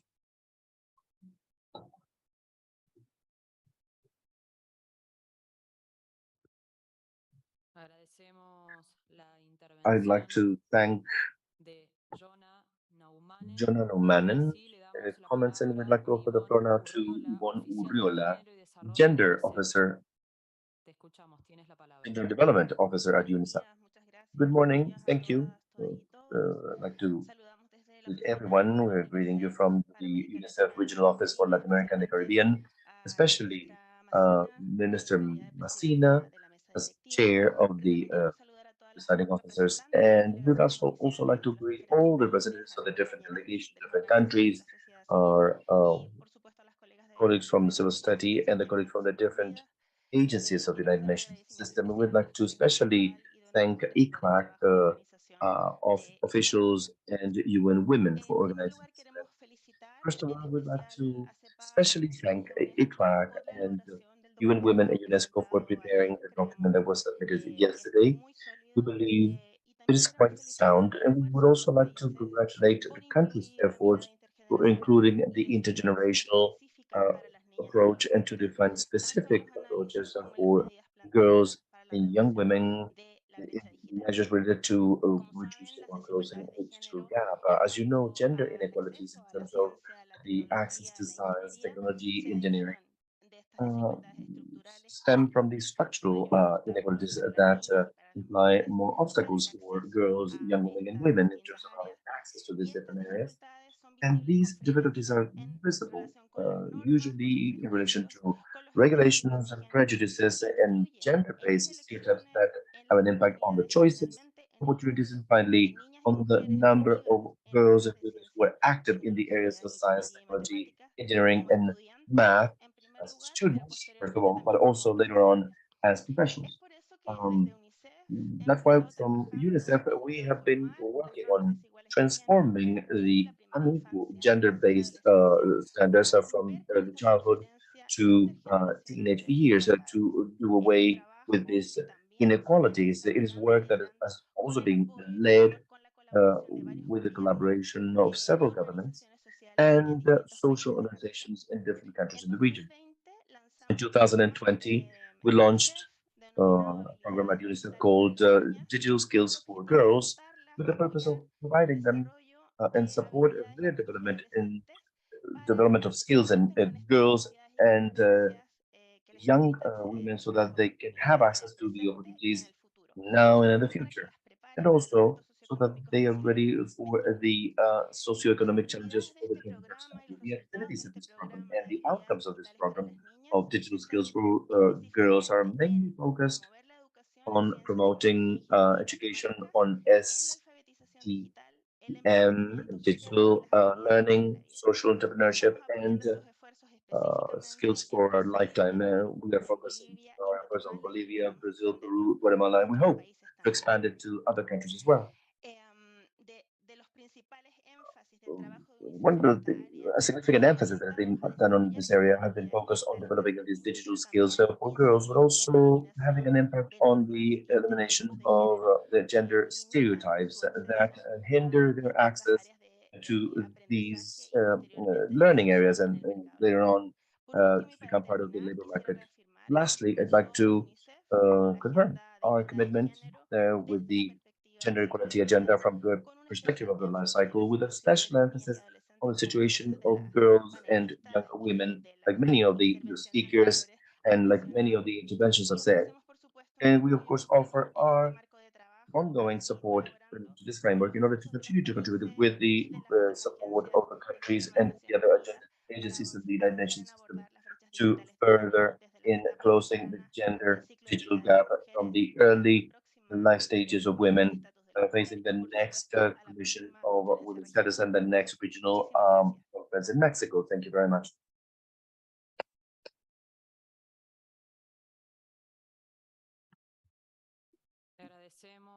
Yvonne, por tu intervención. Thank you so much, Yvonne, for that intervention. And now let me pass it on to Evelyn Weber Cruz, the First Minister of Peru. The floor is yours.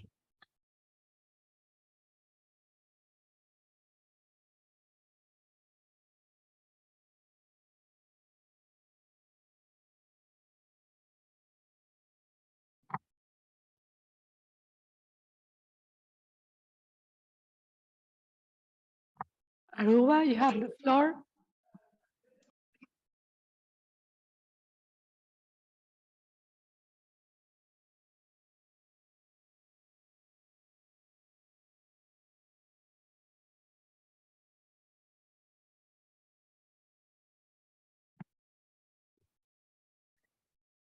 Pasamos a la siguiente intervención.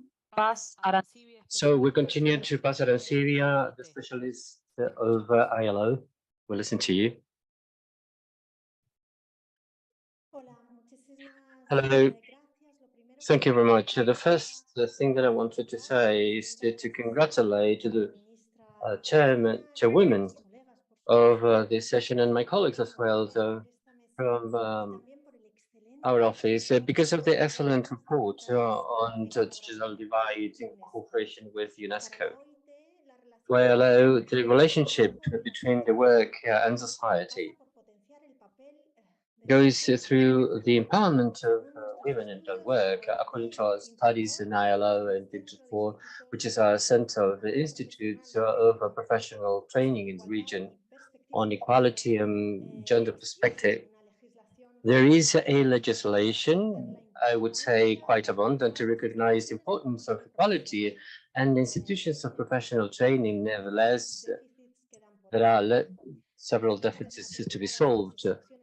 Women registered in our training courses normally into the traditionally women-like areas, and drop-off is more in case of women because of the different issues that have to do particularly with care and the household chores, and the lack of flexibility into their timing during the day, and the lack of in labor intervention with a perspective on gender in order to have a better rates, which are obviously lower than men. Future is not written, and there are still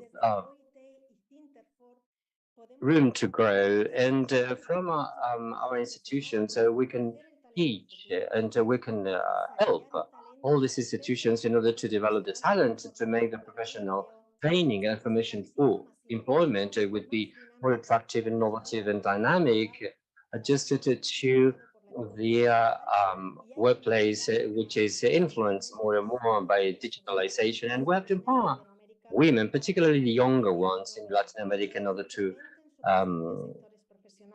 become entrepreneurs, etc. And they will go to the masculinized jobs.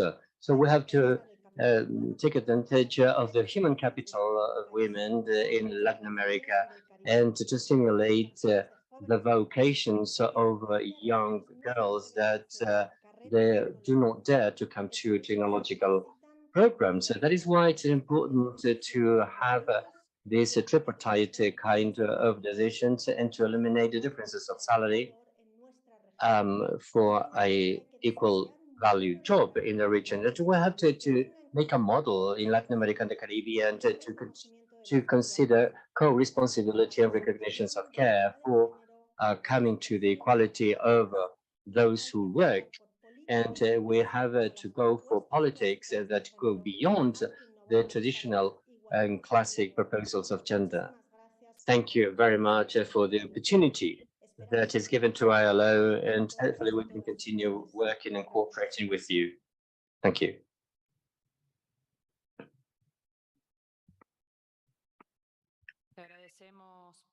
We thank you, Paz, for your intervention. We are going to bow to Evelyn Weathercross, First Minister of Arriba. We listen to you.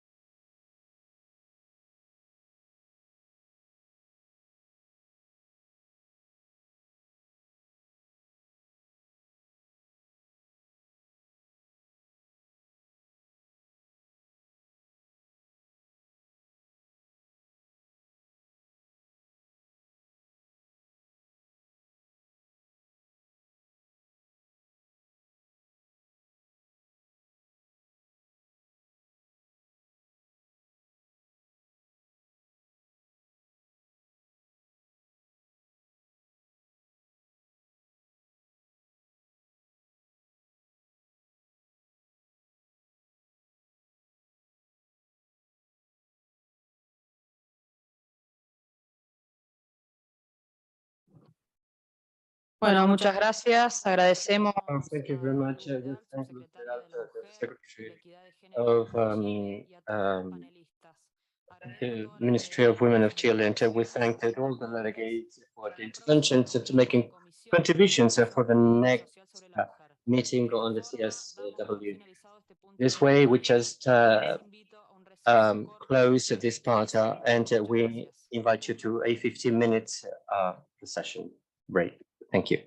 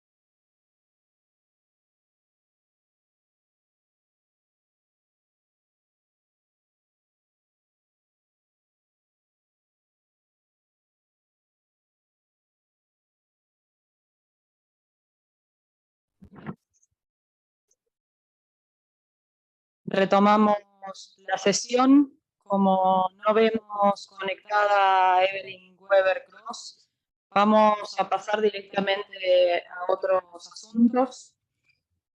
Corresponde en este punto del temario que los países miembros de la mesa directiva consideren to please consider and adopt the declaration for the 67th period of sessions of the Commission on the Status of Women and the agreements of its 64th meeting.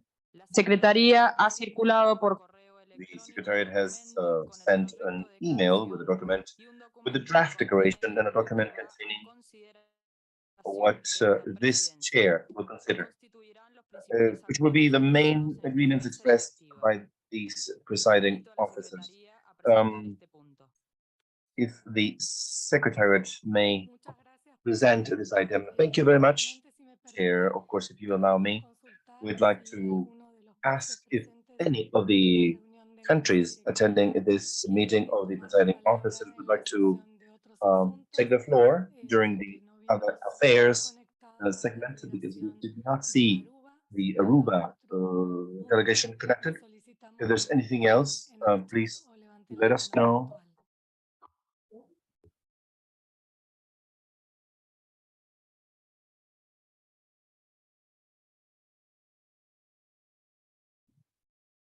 No estamos registrando solicitudes, de todas maneras estaremos pendientes. It seems that there are no requests, but we will be paying attention.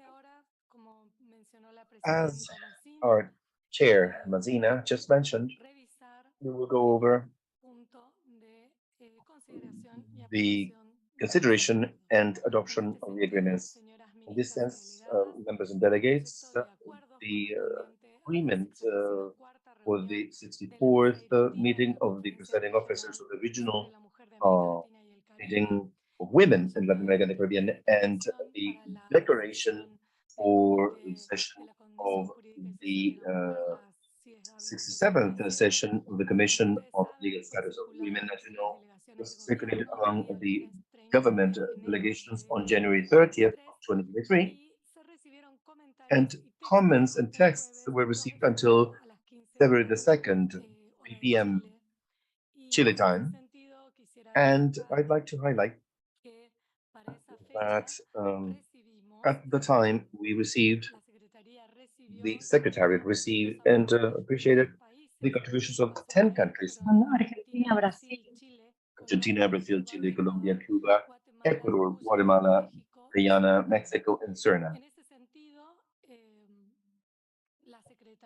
The Secretariat worked on those texts, and on Tuesday, February 7th, we mailed the documents, and an effort was made to incorporate the contributions of the delegations that improve the text in line with the agreed upon languages. Such contributions that modify the agreed language have considered to be entered as position explanations, so they will be used as an addendum to the report of the meeting using the methodology that, as you know, we use for the 15th Regional Conference on Women in Latin America and the Caribbean that took place in Buenos Aires, which the Secretary circulated such report this week. So in summary, just to tell you that the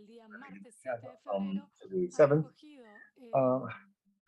actually gathers all the efforts and texts and such contributions that modified the meaning that will be incorporated as position explanations as an addendum to the meeting report that the Secretariat will send in due time. So, here you have the floor.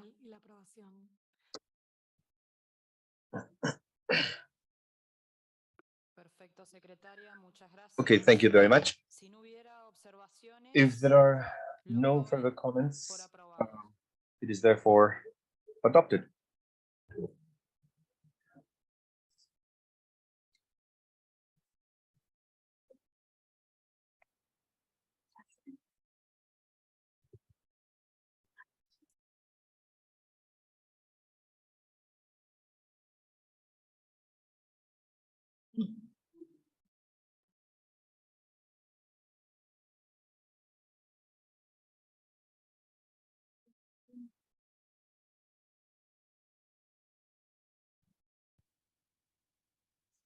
Tiene la palabra la secretaria.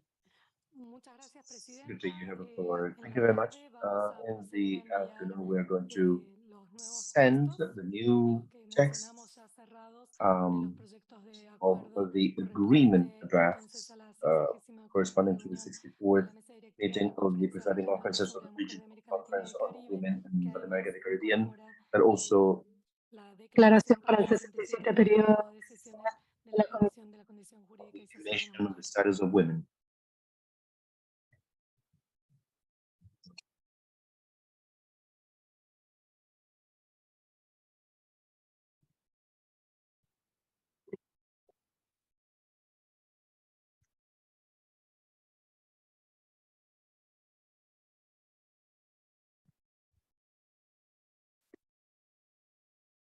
Vamos a esperar unos 2 minutos hasta que ingrese el secretario y retomamos con la sesión. Muchas The gracias. Executive Secretary will join us and we'll resume the session.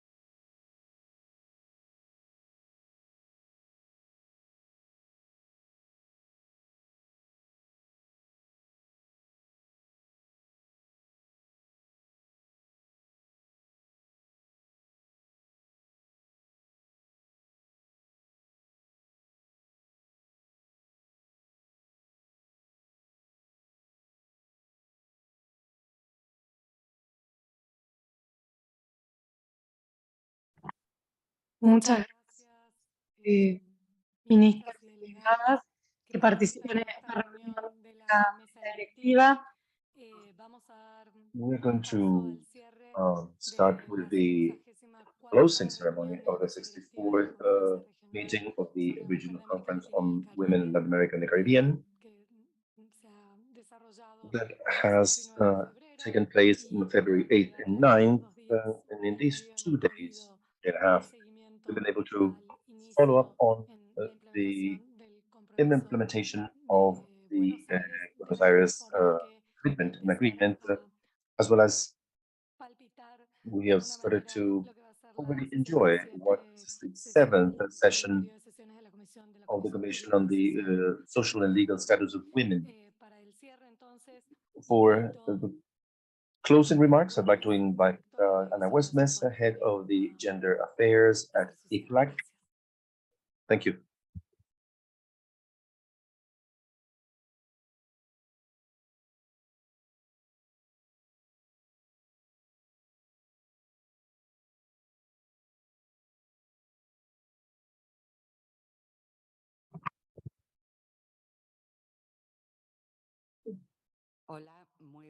Hello, good afternoon. Hello, good morning. Good morning for some of you in some countries. Ladies and gentlemen, I greet you all from the Executive Secretary of the ECLAC, Mr. Jose Manuel Salazar. For reasons of the agenda, he won't be able to join us as he would wanted it to be. Dear Derek Maxina, Minister of Women, Gender and Diversity of the Argentina, and Director President of Women in Latin America and the Caribbean. Dear Cecilia Alemani, that is the attached representative of UN Women, interim representative in Argentina, sorry. Dear Minister, representatives of the colleagues and representatives of the UN bodies and the international bodies, distinguished representatives of the civil society, especially the organizations of movements of women and feminists, friends of the Academy of the Means of Communication delegates. We conclude today the 64th meeting of the Board of Directors on Women and the Caribbean. And during these 2 days, we have had an intergovernmental meeting, very productive, and with commitments to advance towards the substantive meeting. This collective feeling it has fulfilled the level of participation and also the decision taking. We had more than 500 people registered and were present in 15 countries that recently are part now of this integral board of directors, that is Honduras, Ecuador, Mexico, Peru, Dominican Republic, San Vicente, the Grenadines, Uruguay, and Venezuela. Also, on the other part, we have 13 countries that are member of the ECLAC: Brazil, Grenada, Guatemala, Guyana, Haiti, Jamaica, Nicaragua, Norway, Panama, Paraguay, Panama, Santa Lucia, Trinidad and Tobago, and Spain. And also of 3 members that are associated: Anguilla, Puerto Rico, and Aruba. And also we had 145 representatives of governments, 76 representatives of the United Nations, 51 of other intergovernmental bodies, 251 of the civil society, and 61 of other participants. Also, we had a great audience that is still with us through the live transmission using the different social network. In matters of the decisions that have been taken, the ministers of and the high authorities of the national mechanisms for the advance of women in the region of Latin America and the Caribbean, they restate their commitment to accelerate the effective implementation of the regional agenda of gender, including the recently commitment of Buenos Aires. We have taken well note of the advances that have been introduced in public policies nations in places of the member states to move on towards the achievement of the sustainable development, and also to advance with integral systems of care with a decent work participation of women in science, technology, and mathematics, and with a full and significant equal participation in the strategic sectors of the economy. Because we want a recovery that is transformative. We want equality of gender that is oriented to the sustainability of life and the society of care that we are dreaming about all together. We close these working days also with a consideration to see how we can work in the physical autonomy, in the decision taking of women, the teenagers, and women in all their diversity, so we can all live a life without violence, discrimination, or these pandemics in the shadow that takes place in the houses, in the public spaces, and also in the cyberspace.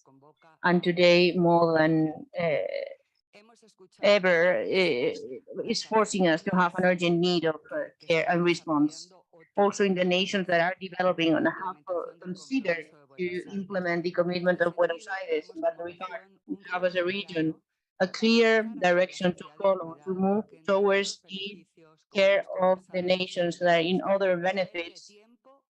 We are going to release of work and time and redistribute the social care of many things, so women can take part of the economy, development, and also have access in equality of situations to the education and technologies.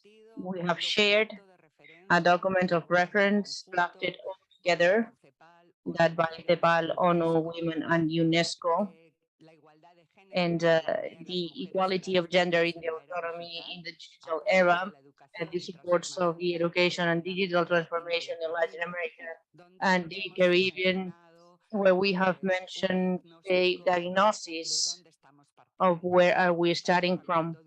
We are starting from a floor and a basis of lack of equality with children or many others. In Latin America and the Caribbean, of many sciences and technology and mathematics is not getting the 40% in most of the countries. But also, if we analyze the technologies of information and communications, we are in only an 18% of participation of women in the registration of higher education in these careers. We have introduced data, we have introduced recommendations as well, recommendations that are very clear to improve the statistics that are national, to close as well the digital gap, and to achieve the social inclusion of women and children, and to achieve the social inclusion and safety in all the educative systems supporting in the digital technologies. Also, with a great satisfaction, we knew about the result of the first stage of the regional fund for the support of organizations and movement of women and feminists. We agreed as well the new supports created by Colombia and the United Nations to make a second call and to strengthen this fund and the integration of Mexico and Colombia of the board of directors. Also, we close this meeting with the statement of ministers and high authorities over women in Latin America and the Caribbean that is going to be introduced in the 67th period of this Commission on Legal Entities. This position is positioning at the same time the region as it should be, and also with a multilateral work in a dialogue and consensus from our different territories with a region that looks for the transformative voice all over the world. We're willing to continue boosting programs of regional and multilateral, but related with the technological and digital need with a north, south, south, and a triangle to move on and be audacious as the executive secretary is going to use towards the equality of gender. As it has been proven these years, there's a clear priority with innovative answers to tackle the multiple crises that are part of this lack of an agreement. This is going to nourish our year, and now with 45 already 45 years old regional agenda that gives a way to discuss this, to move on in the access, the use, and also the appropriation, the innovation, the technical one of the girls and women that also allows to recover the close talent. We have a wonderful bonus in the region. There's a paradox. Women, they have another rate of conclusion in men than men if we compare it, but they are left aside. This educational advance has not been proven. One of every two women in the region is out of the working labor market. And most of all, as I said, in the areas of science, technology, and engineering, mathematics, innovation, and also the production of the scientific knowledge. Friends, we put an end to this meeting with a lot of optimism and a sense of reality. With optimism because we can move on. We are clear in the solution with specific actions for the equality of gender, the autonomy of women. Many of them, as you well know, you're putting them into practice. And also with a sense of reality because you know well the particularities that exist and the situation that the countries live as well as the territories. This is the reason why we will be working really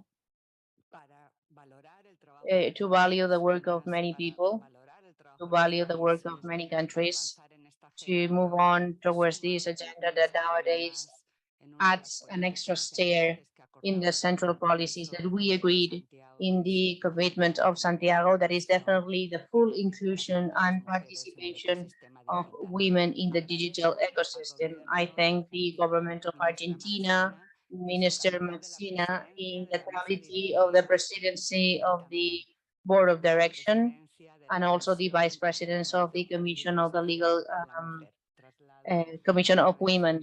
I do greet you all, and also the Ambassador's Web that has been with us in this meeting. I also thank UN Women, our co-participant Manuel Baeza, Cecilia Bemani, for the delegation and work all together that has made this meeting as full of objectives as it has been. The unit of the CLAC conference, Steve, technology that is so important in this meeting, the unit of public information, the publications, the editorials. Thank you so much, especially to my team, the gender division section, and also to the secretary of the commission, Jimena Arias, Luis Yanez, and the team of the very own executive committee. Thank you so much to our translators. Thank you. In the sign language that have been with us during this meeting. And the next appointment is very soon, and it's going to be with these workers as well. It's going to be in New York and online as well in these hybrid formats that are here now to stay. And in the 67th period, in the legal condition of women, we are going to debate about the inflation and the technological change and the education in the digital era to reach the equality genders and the empowerment of everyone, all the children and all the girls. We as a region, we have good ideas, we have good proposals. And these sustainable parts with the agreement and the sustainability of principle, many things. So this is part of the energy that we need for the region and the care that we need for our planet. We have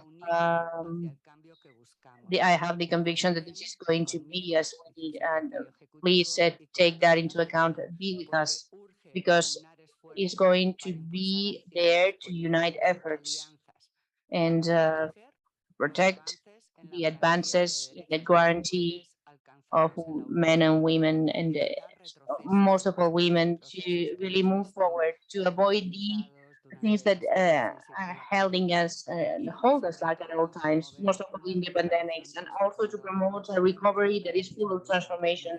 We cannot go back to the same place. We need to move forward with the recovery, and as this region, as this has been posed, as we need for the future. Friends, the best legacy that we can leave for these generations is that the equality and this area stops being a promise, stops being a promise to turn into a reality. So this can be done and should be done.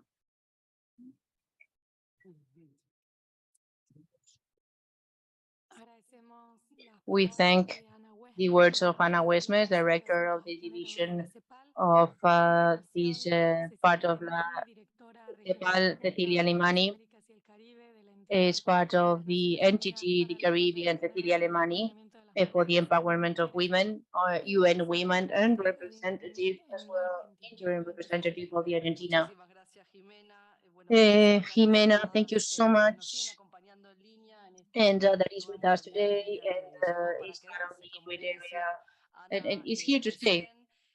And you said a lot about what I wanted to share with you. So given that it has been said and it's already 2 in the afternoon, I'm gonna try to create awareness of that. This is part of the advances of all the delegations about this effort that it is a reality. It is not only to the Ana Huesmes as well. This is part of the lapsus in the CLAC and the commitment of Buenos Aires. This is part of this. This is part of everything that we're doing. And evidently enough, we're still in a standard debate on that regard. We hope we can move on with the debate also from the drafting that we have for the care in Argentina. And it's already there.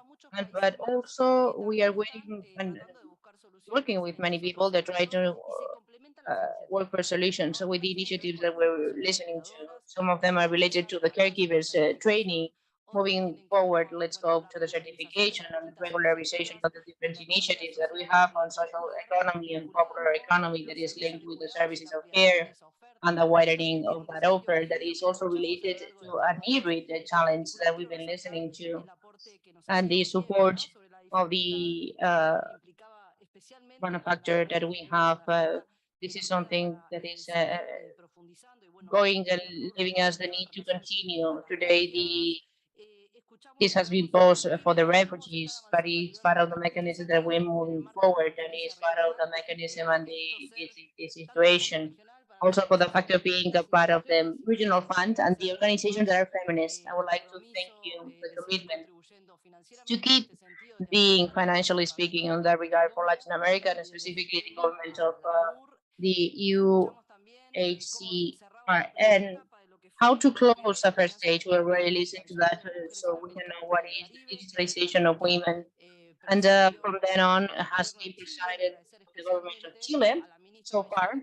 And thank you, Minister Orellana, that is in the Maule answering to the natural disaster that we are suffering here in this country, and the Subsecretary Luis Vidal, that is in Viña now, being such a difficult concept that cities, and the leadership in the assembling of the Digital Alliance and the platform, they're all connected, that we hope we can move forward with the support of other governments and other countries and counterparts in the civil society.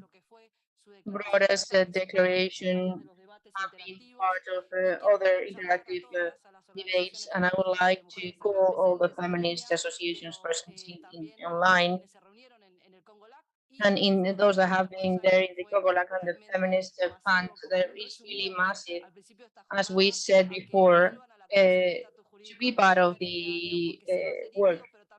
It's going to be hybrid, but it's going to be presential. And it's the first time we can feel in the corridors of the headquarters of the United Nations in New York, and telling the minister that at the beginning we know that is a difficult day, because if we are going to be in the 8th of March, very near that date, and we have to agree to get that statement as something that is consolidated to enrich the multilateral agenda, as it has always been happening, to trust the leadership of the Vice President of the Commission of the Legal Status of Women, with the presidency, the regional commission, and also the vice presidents of the status, the legal status for women. That is really a moment that really gives us scope of the commitment of the Argentinian state. In a moment where the multilateralism is as important as ever, we are precising this as much as we can. It's not because we are in UN Women.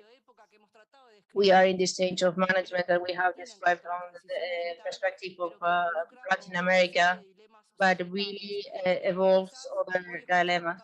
We've been listening to his proposal that is bringing us for Alicia Pardenio to keep thinking the data are public means to keep thinking as well on the internet, like a public idea. And this is part of the challenge, this situation that we have where we are now. In New York, we have the room for negotiation. We hope the ministers are very active. And we hope that the representatives for the external policies, the feminist one, they're very active as well.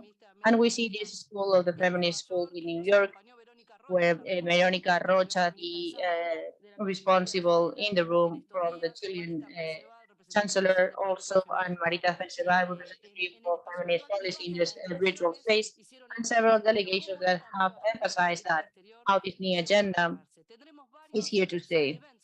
We have several side events that are parallel of the Commission of the Status of Women, where always the civil society has a central position, and we hope also at the same time the governments of the region may cooperate.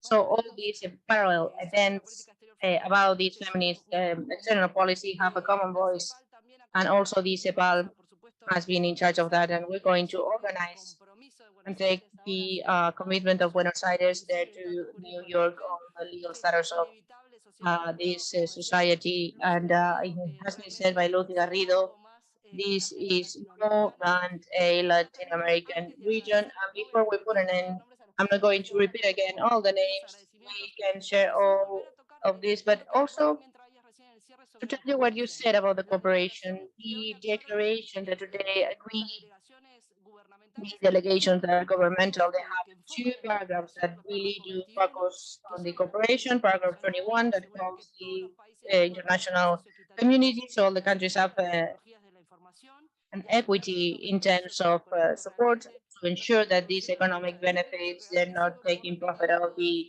gender. It's something that we have done, and also to boost, as it has been said, as Hannah did say, the cooperation in all the levels of the declaration is regional, multilateral as well, South-South, and that in synthesis, the government of Chile has really advanced a lot and has been consolidated as a circle economy. And we pose that in the declaration of the governments, this has to be linked to strengthen the mechanisms for men and women to promote as well the autonomy in all the diversity.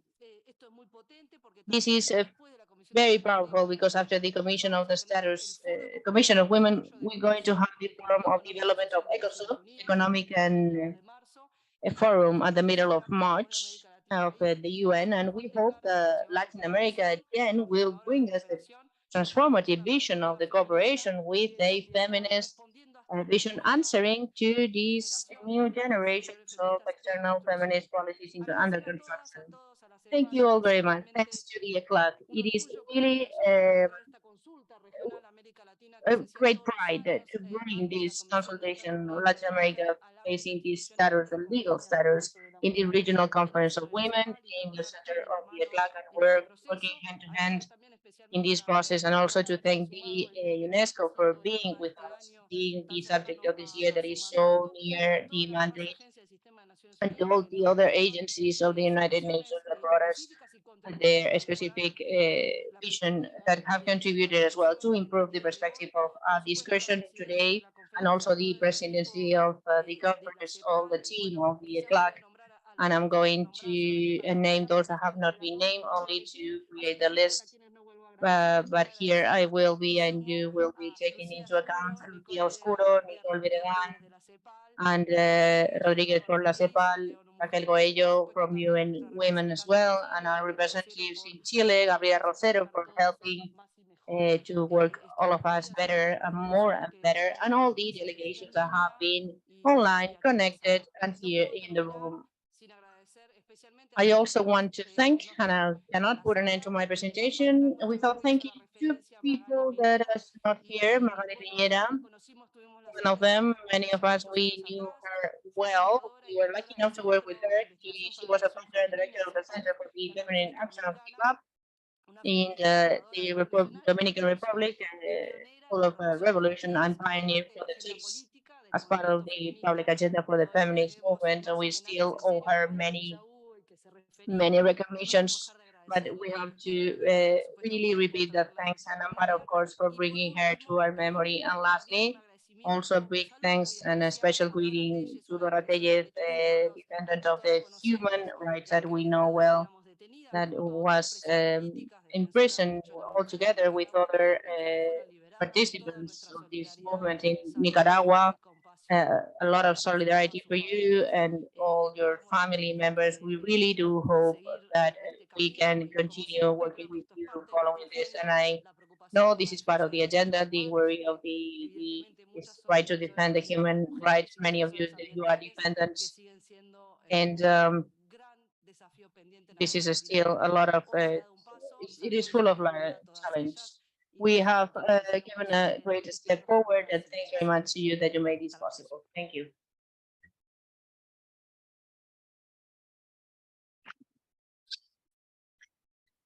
Muchas gracias, Cecilia Alemani, Thank you, Cecilia, Deputy Director for Latin America and the Caribbean of UN Women, for your remarks.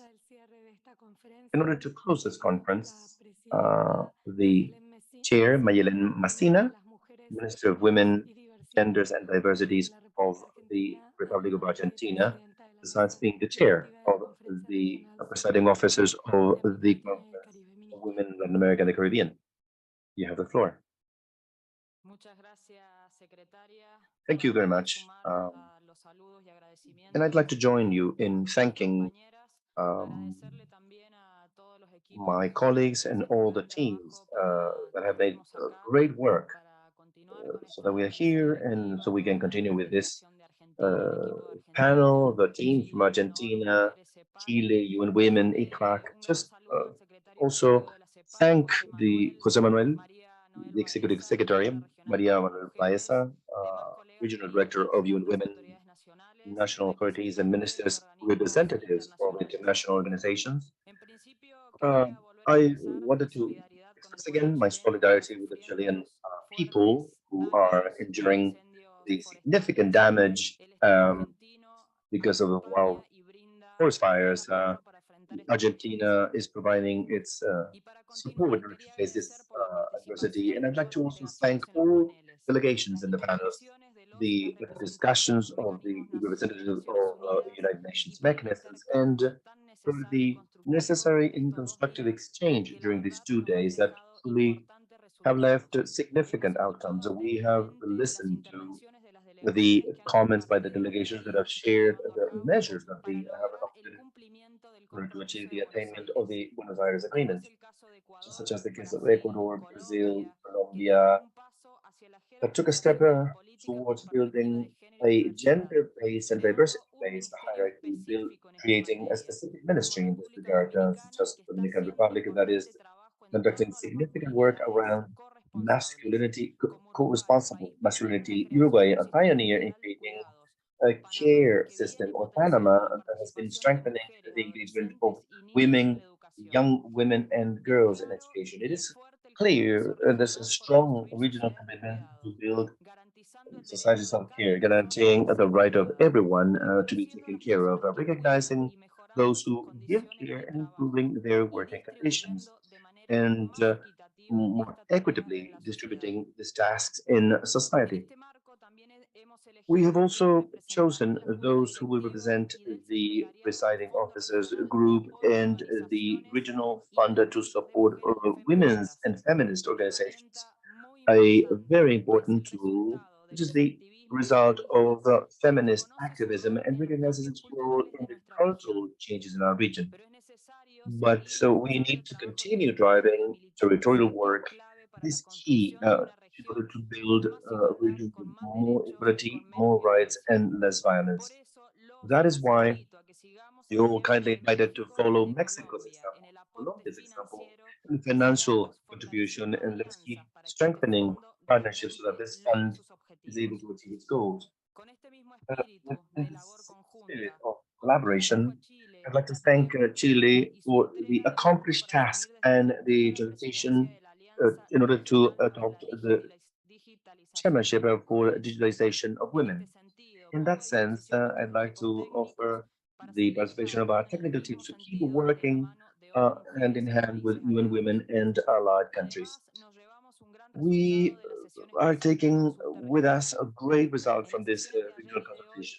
Yesterday's and today's sessions, we confirmed that the idea that a society with persistent gender inequalities is a society that reproduces violence, and that otherwise creating and consolidating inclusive and more equal societies is necessary in order to guarantee life sustainability. That's why, as we have been able to see in the comments of several of the delegations, one of the biggest efforts needs to be made in terms of education free of mandates and stereotypes at all levels, and creating more opportunities to strengthen women's autonomy and LGBTQ plus, with more information, more and better participation in the areas of innovation, science, and technology. Education is particularly important to contribute supporting economic development, creating jobs, and specifically to make access to technology more democratic. Let me highlight that Argentina has been making progress with different experiences in that regard. In the specific case of San Luis government, the province I come from, closing technology gaps is a priority. In its constitution recognizes digital inclusion as a fundamental human right. The training in robotics, programming, free connectivity, access to devices are hierarchical policies in this province of Argentina. We know that the gender-based violence is structural and they are present in all spheres of life. We see it in the way in which women and diversities have access and are engaged in the digital world, which is unequal compared to males, and that reproduces other types of violence. In this framework, it is absolutely relevant to consider digital violence and discrimination in a digital context that is directly linked with symbolic and media-based violence, especially when it's geared towards civil society role models, human rights advocates, journalists, and those of us who are decision makers or perform political roles. Digital and political violence are directly related, contributing to the construction of hatred discourse, as it was mentioned in the presentation of the reference document regarding gender equality and autonomy of women and girls in the digital era, contributions of education and digital transformation in Latin America and the Caribbean, prepared by ICLAC, UN Women, and UNESCO. That's why we celebrate the incorporation of this matter in today's document, because it should be clear that in the field of politics, attacks against women contain a message that goes beyond its recipient. It's geared towards the set of identities and creates a domino effect that impacts the engagement of women and LGBTI in public life. And definitely, we are carrying a great document that reflects a clear commitment of the signing states of working together in order to reduce inequality so that development considers inclusion, which is fundamental for life sustainability. I pride myself of being able to be part of the meeting in March with this document, with a consolidated vision from the region. Finally, to tell you that I trust that we will continue to make an effort to abide by the commitment of Buenos Aires with breakthroughs towards the societies of care, more just and with more equality, and of course with more opportunities. Thank you all, and of course, thank you.